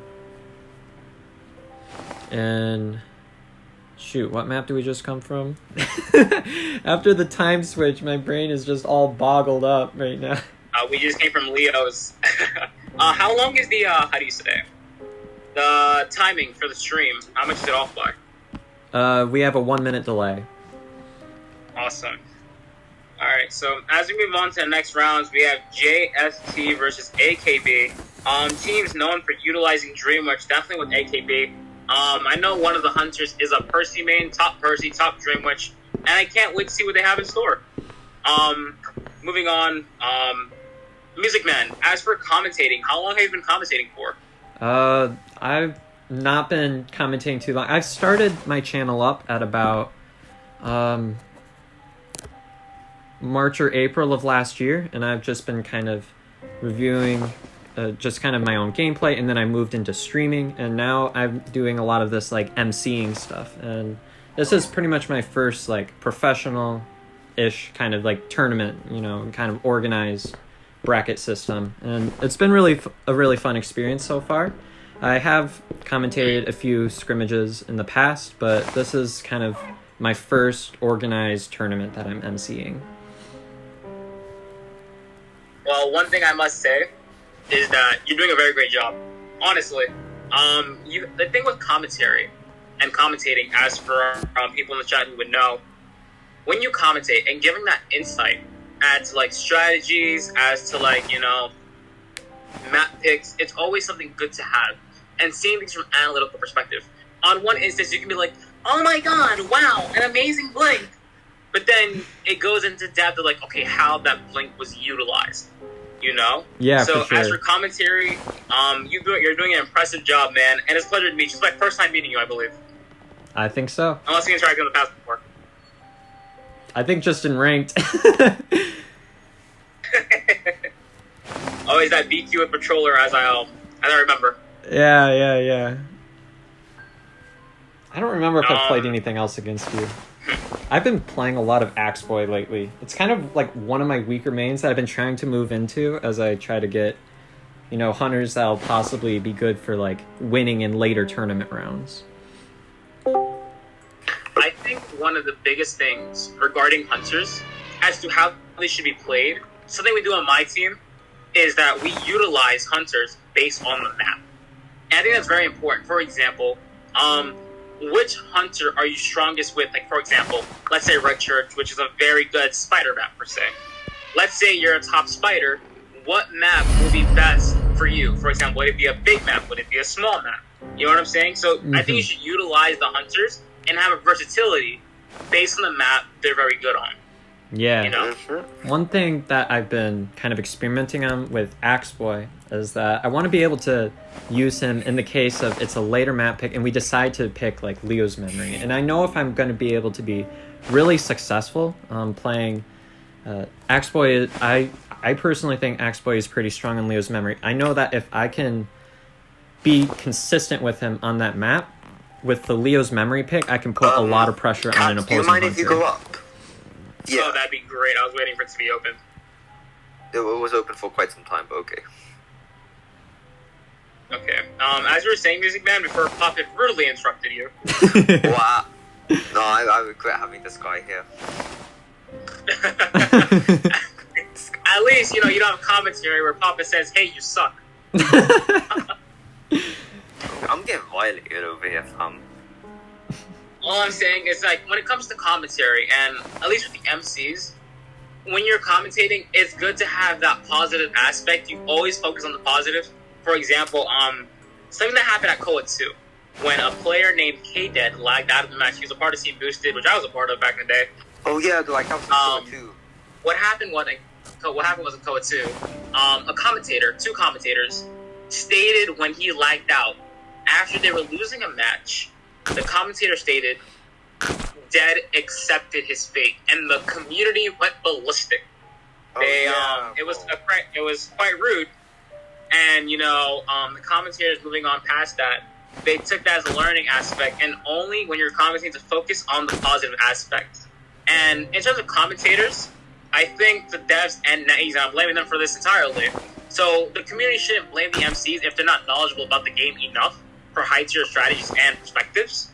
Nevertheless, when you're commentating, focus on the positive aspects, but also the analytics of every single play and how important they are. One thing to mention, I'm looking at the chat right now, so shout out to everyone who is watching right now. I know we only have 40 people here, but I love the support. Thank you all for coming out. Should have made an announcement that you were commentating. Yeah, we got like 200 people watching. Just put my name in the title. Yeah. Persuables here. Yeah, how much you gonna do that next time if you commentate? Honestly, that'd be great. I can't wait to see these two teams. Gonna duke it out. Much positivity. Hey, I see some love in the chat. Love for these teams as we see a Seer ban. So possibly may see a Dreamwood cheer. I know I see this hunter in rank quite a bit. I don't want to butcher names, so I will not say it. But this hunter is very versatile. As you see from this hunter, we have Ripper, Dreamwitch, Wu Chang, and a lot of different versatile hunters. But I want to see what's going to be pulled out first as we see the team comp of Priestess, Mechanic, Mercenary, and Gravekeeper. That's a pretty normal comp. People would preferably tend to change the Gravekeeper to forward, but Gravekeeper also works too at the same time. And a Dreamwitch. Now, I would say, in regards to that Seer ban, I know I've said this in previous matches, but when you're a Dreamwitch and you ban Seer, a lot of times what that Dreamwitch will do is possibly run Blink, and I think this map supports that, so we could probably expect to see a Blink out of this Dreamwitch. Seer's job is to extend that kite. Honestly, when it comes to Seer round 1, Seer is very good against, let's say, Dream Witches. But if there's a Sculptor coming out, there's an issue. That's why hunters who main Dream Witch and Sculptor typically ban Mechanic. We're gonna move right on into the game. Oh, I remember that Dream Witch skin, very limited skin.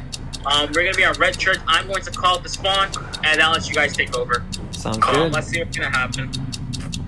We have a Priestess Mechanic, Gravekeeper Mercenary, and we have the Dream Witch spawning in church, which means somebody spawns in the back of shack, one person spawning back gate. Let's get into it. Alright, we see Dream Witch heading direct towards back gate, and that will be the Mechanic, the most optimistic choice. Wait, is that? Wait, that's the Mercenary. Oh, he's not going deeper to check if the mech is there. Oh dear. And it's looking like this Dream Witch keep on moving. is going to circle around and probably find the Gravekeeper. Now, this game would be pretty beneficial if the Dream Witch is able to secure a hit right here. Unfortunately, stop the spawn. We'll get a hit. Yo! Hit on me. Good hit. And it's a patrol. Oh, there goes the leech. But he can just leech. Oh yeah, this could be really dimensional. There goes the double leech. The shovel comes back within the next 15 seconds, moving the spawn follower away. Will the Dream Witch be able to trap this Gravekeeper in time? Banning that Seer was very crucial. Oh, Run into the spawn follower, there goes the down. good job. That's a really quick down, especially against the Gravekeeper. Nevertheless, very good discipline on this Dream Witch. Now, since there is no board on this team, there is no reason to leave your spawn follower on chair. Keep the leech there and move around the map. Very good discipline from this Dream Witch. Dream Witch is going to patrol around the map, keeping that leech on chair. So typically when there's a forward on the team, they would have 2 leeches on chair. But since there is not, the Dream Witch can camp that 1 chair with 1 leech. Now, it's either you smack the Gravekeeper with the leech, or you smack the Rescuer. Nevertheless, it's still pressure amongst everywhere. Dream Witch have pressure on these snipers. I think he might be able to be able. Ooh, he doesn't see Merc. Can he? Merc is coming for the Rescue after half rescue. Will we see that patroller come out? Yes, we will. So I think the Dream